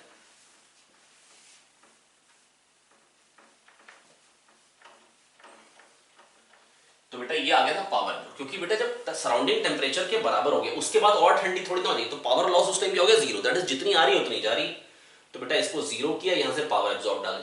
पावर एब्जॉर्ब कितनी चीजों पर डिपेंड करती है, एरिया कितना ज्यादा है बॉडी का, सरफेस प्रॉपर्टीज कैसी है, ज्यादातर मैं कहूंगा कलर पे डिपेंड करता है, कलर कैसा है ना। और तीसरी चीज क्या होती है प्यारे बच्चों, तीसरी चीज होती है कि सराउंडिंग का टेम्परेचर क्या। तो सराउंडिंग का टेम्परेचर चेंज नहीं हो रहा है, इसलिए ये तो कांस्टेंट है, इसलिए मैं ये नहीं कह रहा हूं कि जब टेम्परेचर टीएस हो जाए तो सराउंड पावर एब्जॉर्ब चेंज हो जाएगी, वो वही की वही है। तो बेटा ये आप यहां पर पुट कर दीजिए, आपको पावर लॉस पता लग जाएगा, ई सिग्मा ए टी की पावर 4 माइनस टीएस की पावर 4। जब मैं कह रहा हूं टी टीएस के बराबर हो गया, जब मैं कह रहा हूं टेम्परेचर सराउंडिंग टेम्परेचर के बराबर हो गया मेरे प्यारे बच्चों, उस टाइम पे क्या होगा, जब टेम्परेचर सराउंडिंग टेम्परेचर के बराबर हो गया तो पावर लॉस 0 हो जाएगा। तो यहां से पावर एब्जॉर्ब आ गया, उसको पुट कर दीजिए, आपके पास पावर लॉस का एक्सप्रेशन निकल के आ जाएगा। क्या निकल के आ रहा है, ई सिग्मा ए टी की पावर 4 माइनस टीएस की पावर 4।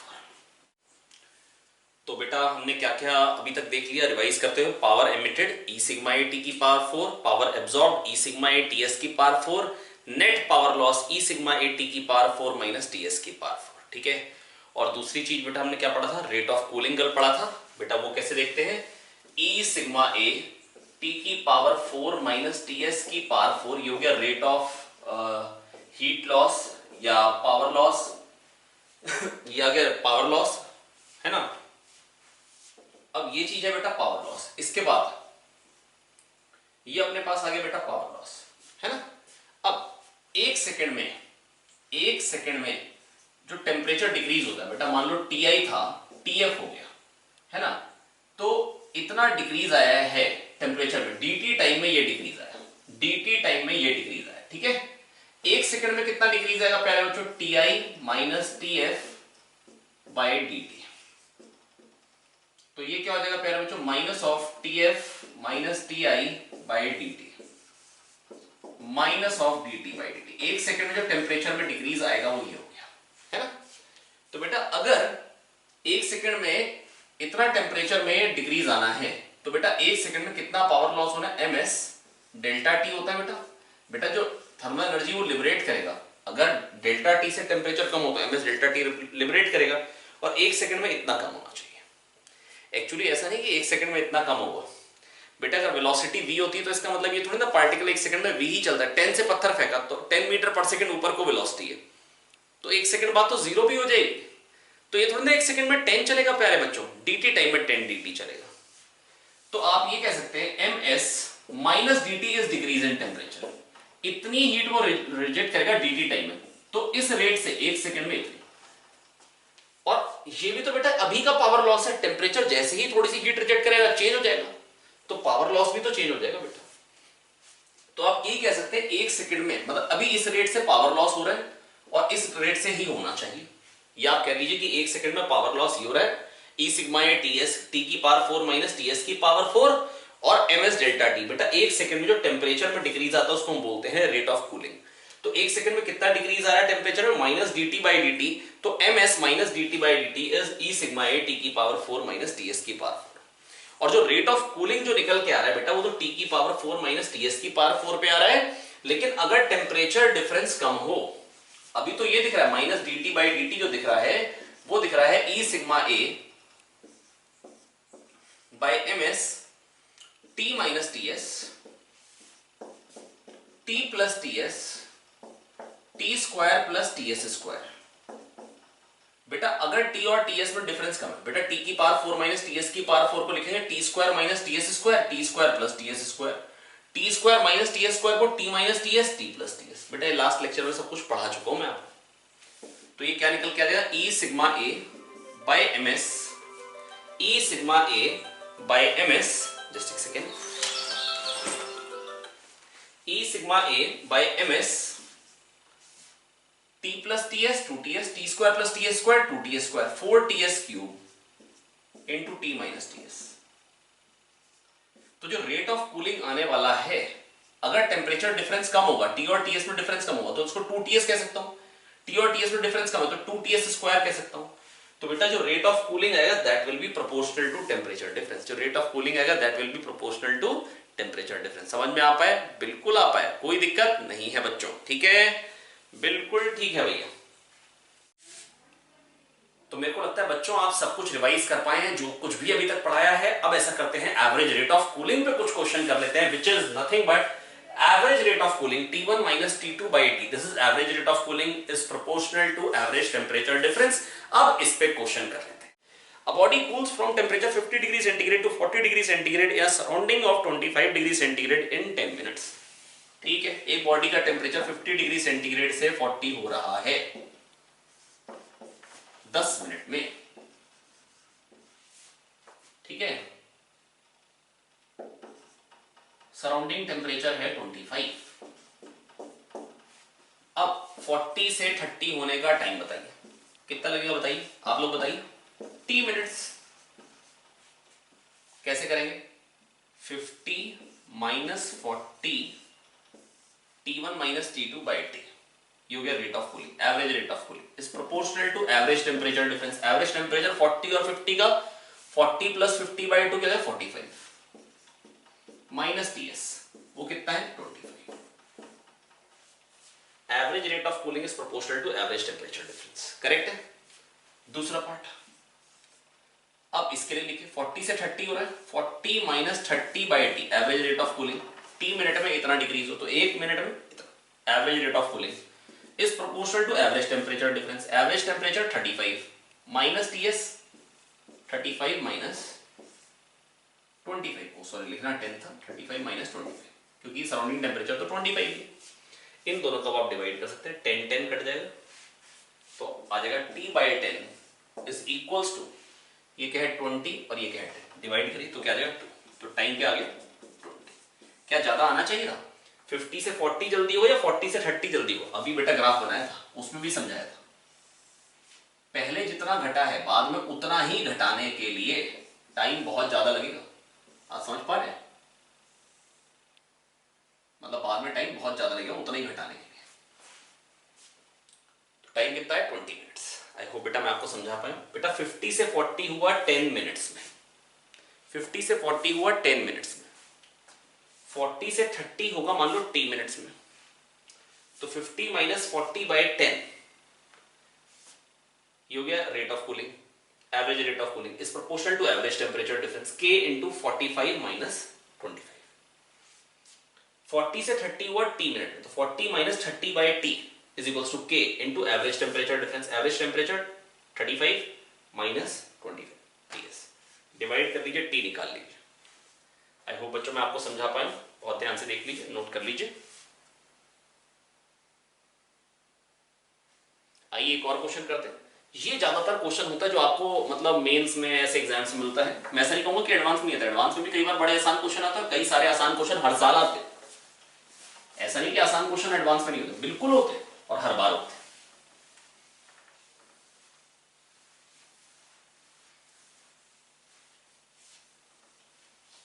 चलिए आइए देखते हैं. Temperature of a body falls from 50 to 40 in 10 minutes. मैं उसी क्वेश्चन को बस डिफरेंट करके दे रहा हूं. 50 से 40 हो रहा है 10 मिनट्स में. Temperature of a body falls from 50 to 40 in 10 minutes and from 40 to 30 in 20 minutes.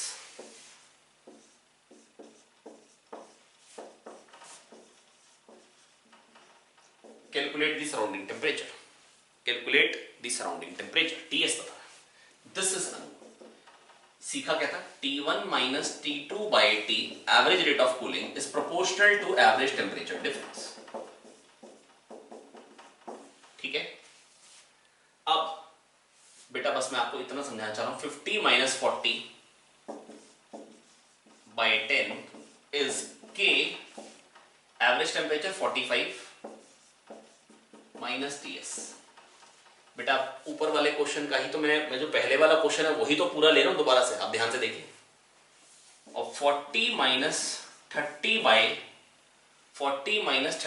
20 is equals to K average temperature difference. Average temperature difference कितना आएगा प्यारे बच्चों बताएंगे जरा जल्दी से.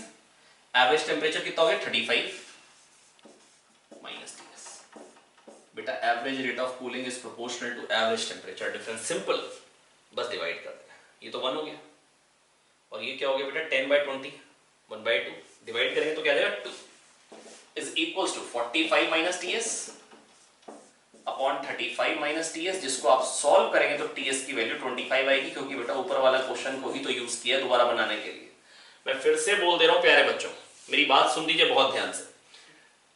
T1 minus T2 by T हो गया average rate of cooling is proportional to average temperature difference. बस ये यूज कर रहा हूं। Now we'll be discussing this question. Please pause the screen and read the question properly. This is a very important question. Try to see its solution at least 2 times. 2 bar solution देखिए इसका, है ना, तो अच्छा रहेगा, आपको बहुत अच्छे से क्लियर हो जाना चाहिए। एक बॉल है 2 kg की है, 40 वॉट का हीटर लगा दिया,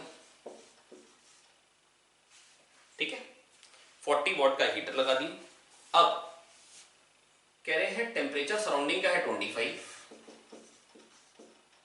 टेम्परेचर 60 होने के बाद टेम्परेचर नहीं बढ़ता, at 60 degree centigrade temperature becomes constant, इसके बाद नहीं बढ़ रहा। इसका मतलब 40 वॉट जितनी थर्मल एनर्जी आ रही है उतना ही पावर लॉस हो रहा होगा सराउंडिंग। तो पहला पार्ट यही है, 60 डिग्री सेंटीग्रेड पे पावर लॉस कितना हो रहा होगा सराउंडिंग को, heat loss, rate of heat loss कितना होगा सराउंडिंग को 60 डिग्री सेंटीग्रेड पे। टेम्परेचर नहीं बढ़ रहा है बेटा, 40 इसने दी तो 40 निकल जा रही है, तो पावर लॉस जो आ रहा होगा एट 60 डिग्री सेंटीग्रेड वो आ रहा होगा 40, जितनी आ रही होगी 40 उतनी निकल जा रही होगी। सही बात है गलत बात है? बिल्कुल सही बात है। इक्वल टू के टी माइनस टी एस, और क्योंकि अगले पार्ट में कह रहे हैं Newton's law of cooling valid है तो इसको लिखेंगे के T minus T S. T कितना है 60 minus T S, T S कितना है 25, तो यहां से के निकाल लेंगे, कितना आ गया 40 बाई 35 इज इक्वल्स टू 5 8 जा 5 7, ये के की वैल्यू आ गई। इसके बाद कह रहे हैं जब टेम्परेचर 39 होगा तो हीट लॉस क्या होगा, तो बेटा उस टाइम हीट लॉस क्या होगा, पावर लॉस उस टाइम क्या होगा, K T minus T S is equals to 8/7, और ये हो गया 60 टेम्परेचर जब 39 होगा तो हीट लॉस क्या होगा, सराउंडिंग टेम्परेचर क्या है 25,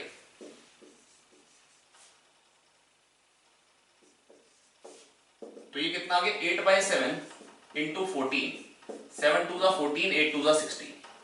अब कह रहे टेम्परेचर यूनिफॉर्मली बढ़ा है बेटा, अगर टेम्परेचर यूनिफॉर्मली बढ़ेगा तो पावर यूनिफॉर्मली बढ़ेगी। बेटा जब वेलोसिटी यूनिफॉर्मली बढ़ती है, जैसे मान लो पत्थर को ड्रॉप किया 2 सेकंड में क्या डिस्प्लेसमेंट होगी, u 0 था, half ut plus half T square से करते हैं, u 0 है हाफ 10 इंटू 2 स्क्वायर, कितना आ गया 20, ठीक है। दूसरा तरीका क्या होता था, इनिशियल वेलोसिटी 0 है, 2 सेकंड बाद पत्थर यहां पे आया, वेलोसिटी क्या हो जाएगी इस टाइम पे 1 सेकंड में 10 से बढ़ती है, acceleration due to gravity 10, 2 second में 20 से बढ़ेगी, तो 0 20 एवरेज कितना हो गया 10, तो 1 सेकंड में 10 से चलेगा एवरेज से, तो 2 सेकंड में कितना चलेगा 10 इंटू 2 20, डिस्प्लेसमेंट अभी भी क्या आ रही है 20, तो एवरेज से आंसर आ पाता था क्योंकि वेलोसिटी लीनियरली बढ़ रही है बेटा। वेलोसिटी कैसे बढ़ रही है, लीनियरली, तो यहां पर पावर भी यूनिफॉर्मली बढ़ रही है, लीनियरली बढ़ रही है। तो बेटा अगर कह रहे हैं टेम्परेचर 25 से 39 हुआ यूनिफॉर्मली बढ़ गए, तो बेटा यहां पे पावर लॉस था 0 वॉट, के टी माइनस टी एस है 25 माइनस 25 0, और यहां पर आ रहा है 16 वॉट, तो बेटा एवरेज पावर लॉस कितना हो गया, कह रहे जब अगर 2 मिनट में अगर ये हुआ है 25 डिग्री सेंटीग्रेड से 39 डिग्री सेंटीग्रेड, तो कितनी हीट निकलेगी बेटा, या तो इंटीग्रेशन में जाना पड़ेगा, इतना हमारे पास टाइम नहीं है फालतू।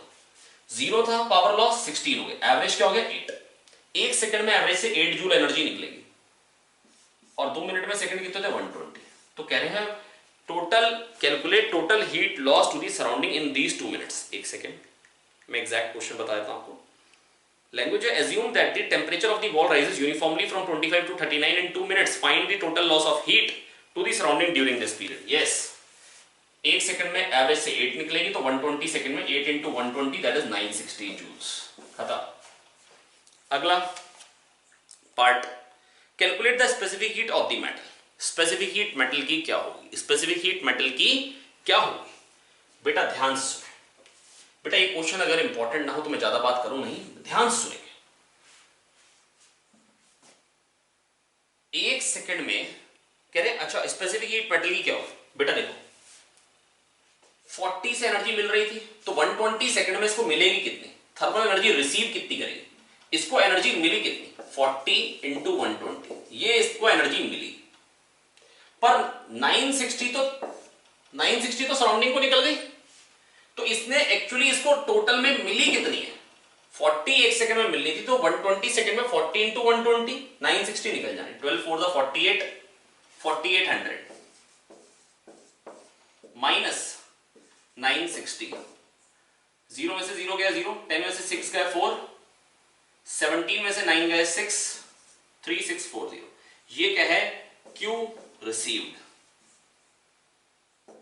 ये एनर्जी रिसीव्ड है 3640, इतनी एनर्जी मिली। क्यों, क्योंकि बेटा 40 के रेट से ये दे रहा था, तो 40 एक सेकंड में देता तो 120 सेकंड में 40 इंटू 120 मिली, 40 इंटू 120 मिली, ध्यान से सुनिए, 40 इंटू 120 मिली, ठीक है 4800। लेकिन 960 तो सराउंडिंग को लूज हो गई, 960 तो लूज हो गई, तो बेटा इफेक्टिवली मिली कितनी, 4800 माइनस 960, ये मिली। और इससे हुआ क्या बेटा, ये थर्मल एनर्जी मिली, तो अगर इतनी मिली तो इसके हिसाब से टेम्परेचर कितना बढ़ेगा बेटा, Q equal to MS delta T लगा लीजिए। M कितना है 2, स्पेसिफिक हीट क्या निकालनी है, डेल्टा टी कितना है, टेम्परेचर 25 से 39 हो, डेल्टा टी हो गया 40, अच्छा निकालनी स्पेसिफिक हीट है, तो Q equal to MS delta T use करना, इतनी एनर्जी मिली, बस Q equal to MS delta T लगा के S निकाल लें।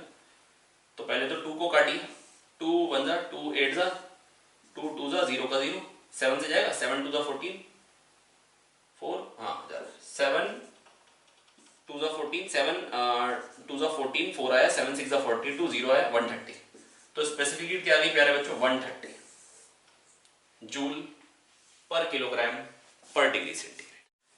अब बेटा अभी तक हमने क्या क्या डिस्कस कर लिया बेटा, rate of cooling, power loss, इन सब के बारे में डिस्कस किया। अब हमको डिस्कस करना है कि अगर कोई बॉडी अगर एमिट कर रही तो किस किस लैम्डा का क्या क्या एमिट करती है, तो बेटा उस चीज को रिप्रेजेंट करते हैं हम ई लैम्डा से, है ना, that is spectrum of radiation की बात करनी है। क्या किसकी बात करनी है प्यारे बच्चों, स्पेक्ट्रम ऑफ रेडिएशन। तो स्पेक्ट्रम ऑफ रेडिएशन, स्पेक्ट्रम का मतलब क्या होता है प्यारे बच्चों, स्पेक्ट्रम का मतलब सब कुछ आ जाए, जो कुछ भी पॉसिबल हो वो सब कुछ आ जाए। ये बेटा ई लैम्डा मतलब किसी लैम्डा के करस्पॉन्डिंग क्या एनर्जी आ रही है उसका आइडिया देता है, इस तरीके से आता है बेटा, है ना। और ये ई लैम्डा का नाम होता है स्पेक्ट्रल एमिसिव पावर, है ना। और जिस लैम्डा के corresponding maximum spectral emissive power होती है उसको हम डिनोट करते हैं लैम्डा एम से। किससे डिनोट करते हैं प्यारे बच्चों, लैम्डा एम से। ई लैम्डा है स्पेक्ट्रल एमिसिव पावर, इसका मतलब क्या होता है, मान लो लैम्डा से lambda plus D lambda wavelength range में जो एनर्जी निकल रही है वो डीई निकल रही है। तो डी लैम्डा वेवलेंथ रेंज में जो एनर्जी निकल रही है वन एरिया से 1 सेकंड में, वन एरिया से 1 सेकंड में लैम्डा से lambda plus D lambda, that is D lambda wavelength range में जो एनर्जी आ रही है वो डीई आ रही है। तो 1 वेवलेंथ रेंज में कितनी एनर्जी निकलेगी, 1 सेकंड में 1 एरिया से DE by D lambda. This is known as E lambda and this is known as spectral emissive power. Spectral emissive power होती है प्यारे बच्चों 1 एरिया से 1 सेकंड में कितनी एनर्जी निकलेगी 1 वेवलेंथ रेंज में। अब बेटा ये है स्पेक्ट्रल एमिसिव पावर, मेरी बात सुने ध्यान से। ई लैम्डा है 1 एरिया से 1 सेकंड में 1 वेवलेंथ रेंज में जो एनर्जी निकलेगी। तो प्यारे बच्चों बस मैं आपको इतना कहना चाह रहा हूं, डी लैम्डा वेवलेंथ रेंज में कितनी आएगी, 1 वेवलेंथ रेंज में ये आ रही, तो ई लैम्डा डी लैम्डा ये हो गई डी लैम्डा वेवलेंथ रेंज की एनर्जी। इसका अगर इंटीग्रेशन कर दूं 0 से लेके इनफाइनाइट तक, तो टोटल वेवलेंथ रेंज में 1 एरिया से 1 सेकंड में जो एनर्जी आएगी वो पता लग जाएगी। ई लैम्डा डी लैम्डा, ये छोटा सा एरिया बता रहा है, छोटा सा डी लैम्डा वेवलेंथ रेंज की एनर्जी। तो टोटल एरिया क्या बताएगा प्यारे बच्चों, टोटल एनर्जी। तो ई लैम्डा डी लैम्डा का समेशन बेसिकली ये नीचे का एरिया है जो बताएगा 1 एरिया से 1 सेकंड में क्या एनर्जी निकल रही है, and this area is nothing but emissive power.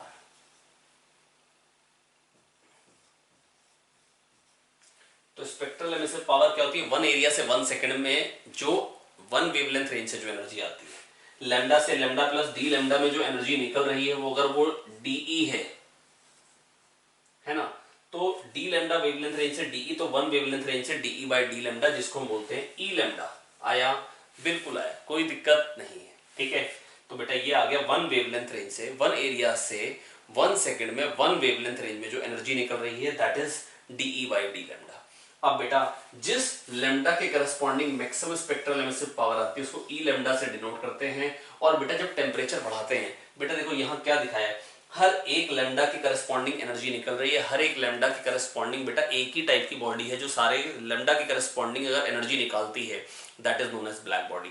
तो ब्लैक बॉडी बेटा ऐसी बॉडी होती है जो सारे रेडिएशन एब्जॉर्ब कर सकती है और वो सारे रेडिएशन एमिट भी कर सकती है। उसके एमिशन स्पेक्ट्रा में सारे के सारे रेडिएशन होते हैं। ब्लैक बॉडी जरूरी नहीं है कि ब्लैक कलर की भी हो, क्योंकि बेटा जब वो गर्म कर दी है, वो एमिट कर रही है, तो विजिबल रेंज में अगर आ जाएगा तो आपको अलग कलर की दिखाई देगी। ठीक है, अब बेटा जैसे टेम्परेचर बढ़ाते हैं तो हम देखते हैं ग्राफ कुछ इस तरीके का, दैट इज जिसके corresponding maximum spectral emissive power है वो लैम्डा इधर हो गया, टेम्परेचर और बढ़ाएंगे तो और इधर हो जाएगा।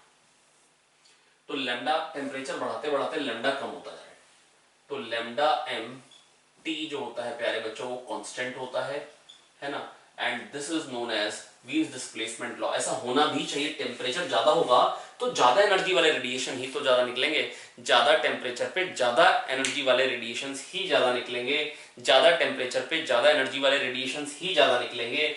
आई होप बेटा मैं आपको समझा पाया हूं। तो ज्यादा टेम्परेचर पे ज्यादा एनर्जी वाले दैट इज कम वेवलेंथ वाले आया, तो lambda M T constant, lambda M T constant. Lambda M T क्या होता है प्यारे बच्चों, लैम्डा एम टी कॉन्स्टेंट होता है। ठीक है, तो बेटा अब कभी कभी क्वेश्चन कैसे बन जाते हैं, टेम्परेचर को डबल कर देंगे तो स्पेक्ट्रल एमिसिव पावर हाफ हो जाएगी, है ना, oh sorry lambda M half हो जाएगा, wavelength corresponding to maximum spectral emissive power will reduce to half, लेकिन टेम्परेचर डबल करने से पावर एमिटेड जो हो जाएगी वो 16 टाइम्स हो जाएगी। टेम्परेचर ट्रिपल करने से लैम्डा एम 1/3 हो जाएगा, wavelength corresponding to maximum spectral emissive power will reduce to 1/3, but energy emitted by the body, power emitted by the body will increase to 27 times, sorry 3 की power 4 times, 3 की power 4 क्या हो जाएगा 81 times, 81 times हो जाएगी energy, लेकिन lambda M क्या हो जाएगा 1/3। तो बेटा यही सब कुछ था बेटा जो आपको पढ़ाना था, है ना। अब ऐसा करते हैं बच्चों, हम क्या कर लेते हैं, कुछ क्वेश्चंस कर लेते हैं ताकि अगर कोई छोटी मोटी चीज छूट भी रही है तो वो भी क्लियर हो जाए। आई होप मैं आपको समझा पाया। चलिए स्टार्ट करते हैं प्यारे बच्चों क्वेश्चंस के साथ। दूसरा क्वेश्चन कह रहे हैं cylindrical rod of length 1 meter is fitted between a large ice chamber at 0 degree centigrade.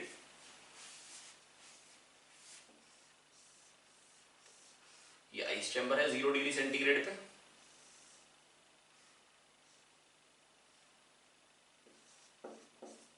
ठीक है, and an evacuated chamber maintained at 27 degree centigrade as shown in figure. Evacuated chamber है 27 degree centigrade मतलब 300 kelvin, ठीक है भैया। अब only small portions of the rod are inside the chambers, छोटे छोटे बहुत ही छोटा सा पोर्शन अंदर है, बहुत ही छोटा सा portion, and rest is thermally insulated from the surrounding. बाकी पोर्शन थर्मली, ये ज्यादा टेम्परेचर पे तो हीट इधर से इधर फ्लो होगी, हीट करंट इधर को, ठीक है, high temperature to low temperature. The cross section going into the evacuated chamber is blackened, ठीक है, इसको blackened कर रखा है हमने, ठीक है, blackened कर दिया, ठीक है। The cross section going into the evacuated chamber is blackened so that it completely absorbs any radiation falling on it. The temperature of the blackened end is 17 degree centigrade. Blackened end का temperature आ गया 17, इसका temperature 17 है, तो मतलब kelvin में कितना हो जाएगा +273, दैट इज 290 केल्विन, ठीक है भैया। अब इसका क्या हो गया 273 केल्विन, ये 17 डिग्री सेंटीग्रेड भी कह सकता हूं और उसी को 290 केल्विन लिखा है, क्वेश्चन देख के घबराए नहीं। और सिग्मा इसके लिए भी 6 × 10⁻⁸ के रखा है। The temperature of the blackened end is 17 degree centigrade when steady state is reached. The thermal conductivity of the material पूछी है और 29 की पावर 4 आपको दे रखा है 707281।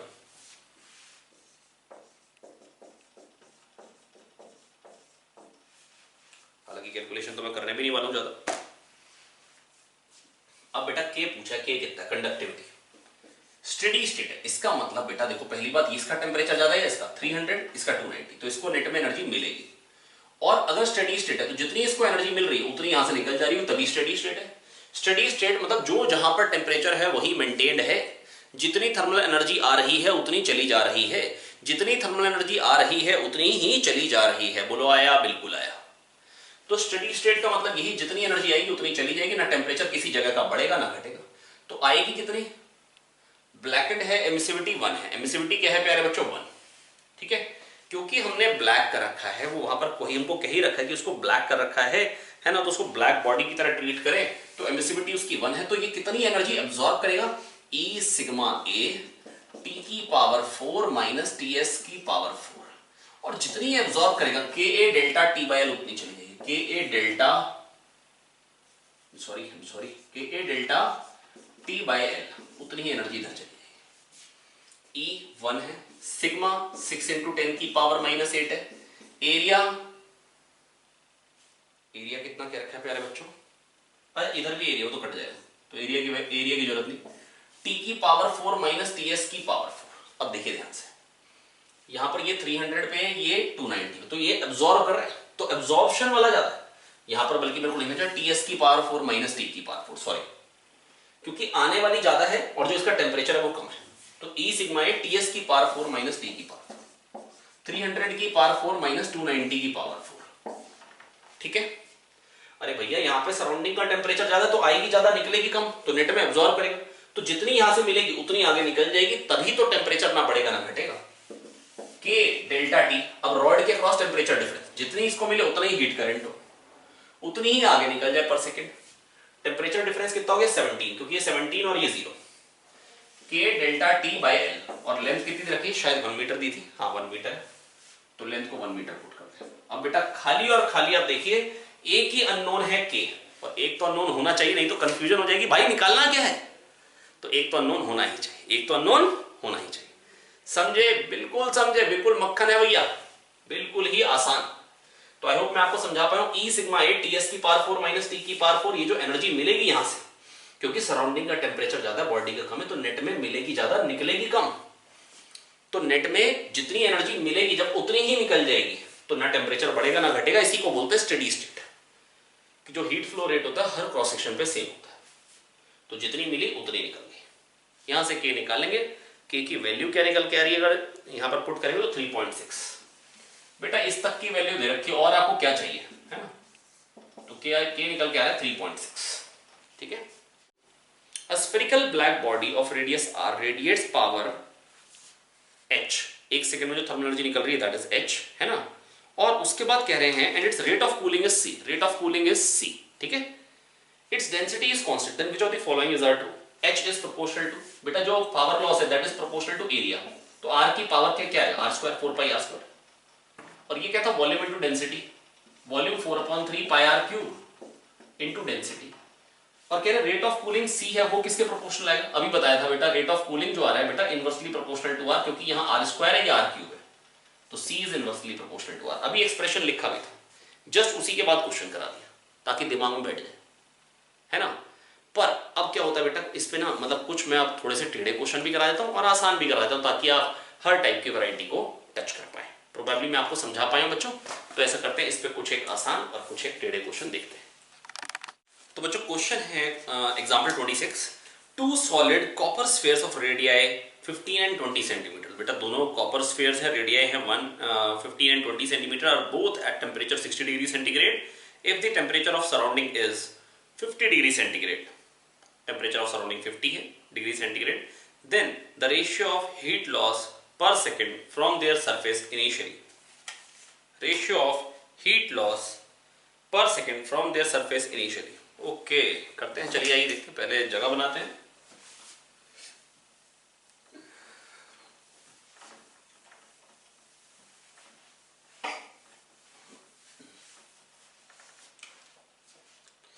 तो प्यारे बच्चों मैं बस आपको इतना कहना चाह रहा हूं कि मैं फिर से एक बार पूरा बताता हूं। बेटा पावर लॉस जो आता है वो आता है ई सिग्मा ए टी की पावर 4 माइनस टी एस की power 4,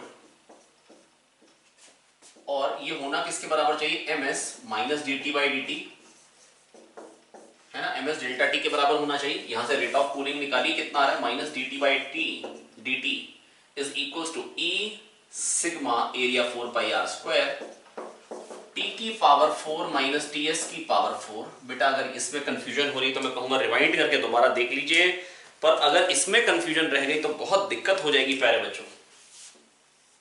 upon M S, volume क्या है? 4/3 pi R cube into density into specific heat. तो बेटा 4 पाई गया, 4 पाई गया, आर स्क्वायर गया, एक आर बचा, तो 3e सिग्मा टी की पावर 4 माइनस टी एस की power 4 upon rho R S. तो बेटा rate of cooling is inversely proportional to radius. Rate of cooling is inversely proportional to radius. आया समझ में?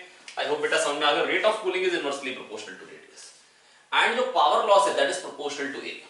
अब देखो यहाँ क्या था, दो कॉपर स्फीयर्स थे, ठीक है भैया, दो कॉपर स्फीयर्स थे, कोई दिक्कत नहीं है, दो कॉपर स्फीयर्स थे, कोई दिक्कत नहीं है, रेडियाई थे 15 एंड 20 सेंटीमीटर और बोथ है temperature 60 degree centigrade.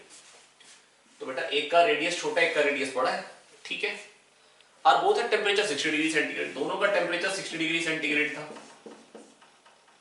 Surrounding temperature दोनों के लिए 50 डिग्री सेंटीग्रेड था, दोनों सेम सराउंडिंग में।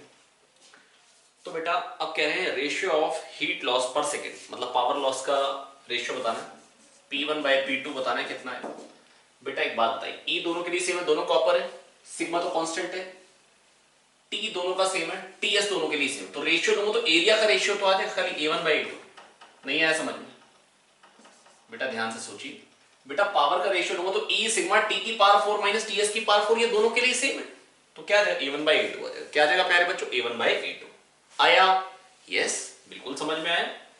और एरिया का रेशियो क्या है? 4 पाई r1 स्क्वायर अपॉन 4 पाई r2 स्क्वायर, एक का रेडियस है 15 और एक का रेडियस है 20, तो 4 पाई 15 स्क्वायर अपॉन 4 पाई 20 स्क्वायर, तो 5 3 5 4 9 बाई 16, ये पावर लॉस का रेशियो है, ठीक है। इसके बाद पूछा है ratio of rate of cooling initially, rate of cooling बताना है, इनिशियली रेट ऑफ कूलिंग का रेशियो। बेटा rate of cooling is inversely proportional to radius, क्योंकि दोनों कॉपर है तो दोनों की डेंसिटी सेम, दोनों की स्पेसिफिक हीट सेम है क्योंकि दोनों कॉपर, ई सिग्मा दोनों के लिए सेम है, टी की पावर 4 माइनस टी की एस की पावर 4 सेम, तो रेट ऑफ कूलिंग का ratio minus dt by dt for 1 upon minus dt by dt for second square, ये क्या आ जाएगा बेटा R2 बाई R1, क्योंकि that is inversely proportional to radius. अभी निकाला बेटा और उसी में क्वेश्चन देते, दैट इज 20 बाई 15। बेटा आप सोच के तो देखिए, बड़ी चीज देर में ठंडी होती है, प्लेट में चाय डाल देते तो जल्दी ठंडी होती है, या खूब सारा बड़ा सा कंटेनर हो चाय का उसमें जल्दी ठंडी होती है। बेटा आपको मैं एक बात बता रहा हूं बेटा, जितना ज्यादा आप छोटी चीज होगी जल्दी ठंडी होगी, बड़ी चीज जल्दी ठंडी नहीं होती है। तो अगर रेडियस ज्यादा है तो जल्दी ठंडी नहीं होगी। जस्ट आपको अगर एग्जांपल दूं, ब्लास्ट फर्नेस जो आप पढ़ते हैं बेटा केमिस्ट्री में, उसको ठंडा होने में 6-6 महीने लग जाते हैं। कितना टाइम लगता है? 6-6 महीने लग जाते हैं ठंडा होने में, शटडाउन होने में। तो बेटा बस मैं आपको ये कहना चाह रहा हूं कि जितनी बड़ी चीज होगी, रेडियस ज्यादा, तो बेटा रेट ऑफ कूलिंग कम, है ना। याद भी रख सकते हैं, और मैं कहूंगा याद नहीं रखिए बेटा, फटाफट से डिराइव कर सकते हैं, है ना। याद रह जाए तो बड़ी अच्छी बात है। आई होप बच्चों मैं आपको समझा पाया हूं। तो ये हो गया एक क्वेश्चन। आइए एक और क्वेश्चन करते हैं। अ solid aluminium sphere and a solid copper sphere of twice radius of aluminum are heated to the same temperature and are allowed to cool under identical surrounding temperature। अब ध्यान से देख लीजिए क्या होने वाला है बेटा, एक एल्यूमिनियम का है, एक कॉपर का है, डेंसिटी अलग, स्पेसिफिक हीट अलग, रेडियस भले सेम हो, अब खाली rate of cooling inversely proportional to R नहीं है, बस इसीलिए क्वेश्चन करा। इन जनरल बेटा बच्चों के मन में यही आता है, rate of cooling is inversely proportional to R. दो क्वेश्चन इसीलिए करा रहा हूं ताकि मन में बैठ जाए, पर पहले आप गलत ही आंसर लिख लीजिएगा, है ना। तो बेटा a solid aluminium sphere and a solid copper sphere of twice the radius, copper sphere एक एल्यूमिनियम, इसका रेडियस डबल एस, इसका आर है तो इसका 2 है, ठीक है। Are heated to same temperature, दोनों का टेम्परेचर बराबर है, दोनों सेम सराउंडिंग में है। पहले वाला मिटो देते ताकि जगह अच्छी बन जाए लिखने के लिए।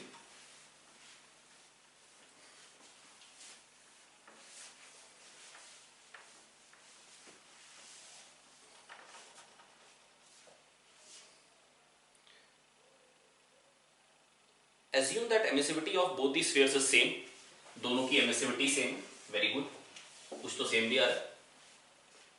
और इसके बाद कह रहे हैं assume that the emissivity of both the spheres is same. The rate of heat loss from aluminum sphere to that from the copper sphere.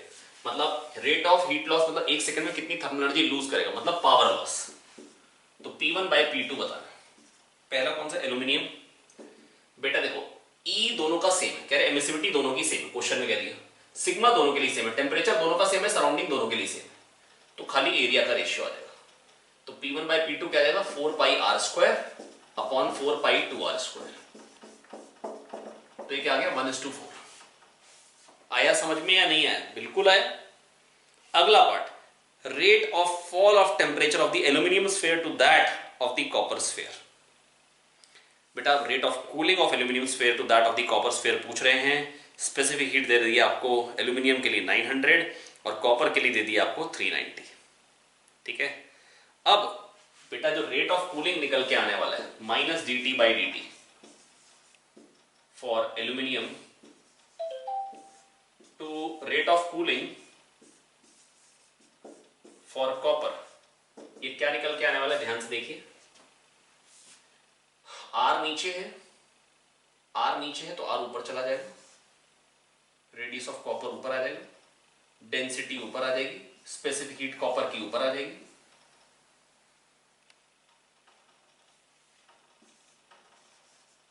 Specific heat copper की ऊपर आ जाएगी. ई सिग्मा ये दोनों के लिए सेम है, टी की पावर 4 माइनस टीएस की पावर 4 सेम है, तो ये सब गया.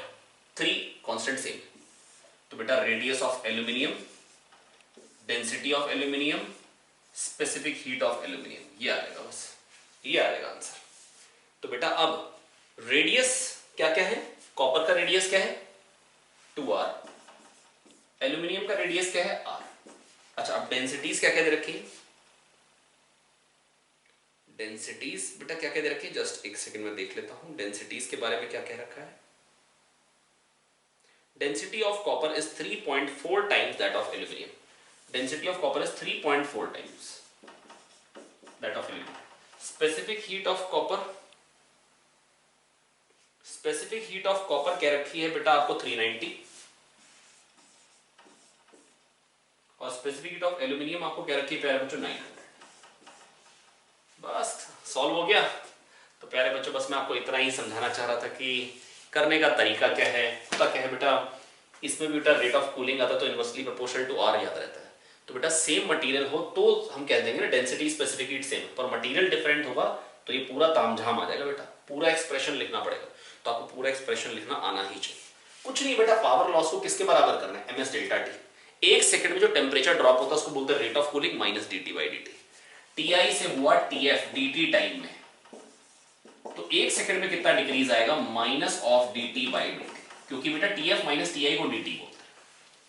तो ms डेल्टा टी इतनी थर्मल एनर्जी निकलनी चाहिए थी और निकली इतनी, बस बराबर कर दीजिए. आया समझ में? आई होप बेटा रेट ऑफ कूलिंग में आपको समझा पाया हूं, है ना. कोई खास दिक्कत नहीं है, एक बार ध्यान से सॉल्यूशन देख लीजिए, कोई दिक्कत आ रही हो तो. आइए प्यारे बच्चों एक और क्वेश्चन कर लेते हैं. इसी पे ही रेट ऑफ कूलिंग थोड़ा सा यूज होगा और टेम्परेचर कैसे कर सकते हैं, कैसे निकाल सकते हैं, द फंक्शन ऑफ टाइम. ये देखते हैं क्वेश्चन नंबर 12 आप ही की बुकलेट का है. अगर आपको बाई चांस ऐसा लग रहा हो कि आपके मॉड्यूल के क्वेश्चन अगर हम कर ले रहे हैं तो आपके पास प्रैक्टिस के लिए नहीं बचे, तो बेटा 2 किताबें हैं, प्रैक्टिस शीट और है ना, मतलब क्वेश्चन बैंक, 2 चीजें हैं, तो कोई खास दिक्कत नहीं आएगी, है ना. चलिए आइए देखते हैं. Find the total time elapsed for a hollow copper sphere of inner radius 3 cm and outer radius 6 cm and density 9 into 10 की power 3 kilogram per meter cube and specific heat 4 into 10 की power 3 and emissivity 0.4 to cool from 727 to 227 degrees centigrade when the surrounding is at 0 Kelvin. Okay, surrounding 0 Kelvin पे. तो E sigma A T की power 4 minus TS की power 4 में से इसको हटाना चाहते हैं.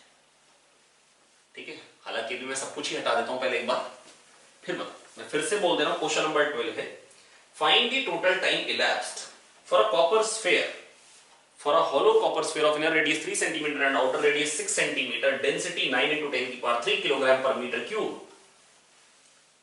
specific heat 4 into 10 की power 3 joule per kilogram per Kelvin and emissivity 0.4 to cool from 727 degree centigrade.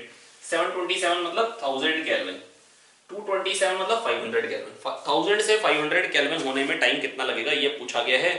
आइए देखते हैं क्वेश्चन पहले. इनर रेडियस 3 है, आउटर रेडियस 6 है, डेंसिटी गिवन है ना। क्वेश्चन आपके सामने है, मैं सारे डेटा नहीं लिख रहा हूं, है ना, जब जब यूज करूंगा तो लिखता जाऊंगा। मान लो इनर रेडियस को भी R1 कहता हूं, आउटर रेडियस को R2 कह देता हूं। थर्मल एनर्जी तो बाहर से ही लूज होगी, डेफिनेट सी बात है, यहां से जाएगी थर्मल एनर्जी बाहर हो, तो पावर लॉस क्या आएगा इस केस में, सराउंडिंग टेम्परेचर 0, तो E सिग्मा A T की पावर 4 माइनस 0 की power 4 is equals to M, M क्या देगा 4/3 पाई R2 cube minus R1 cube. अच्छा यहां पर एरिया में क्या आएगा 4 पाई R2 स्क्वायर, वो बाद में पुट करता हूं, R2 cube minus R1 cube into density MS, और 1 सेकंड में जो टेम्परेचर डिक्रीज होता है उसको बोलते हैं rate of cooling, minus dt by dt। तो बेटा माइनस dt बाई dt कितना निकल के आएगा, ये निकालना है पहले मेरे को।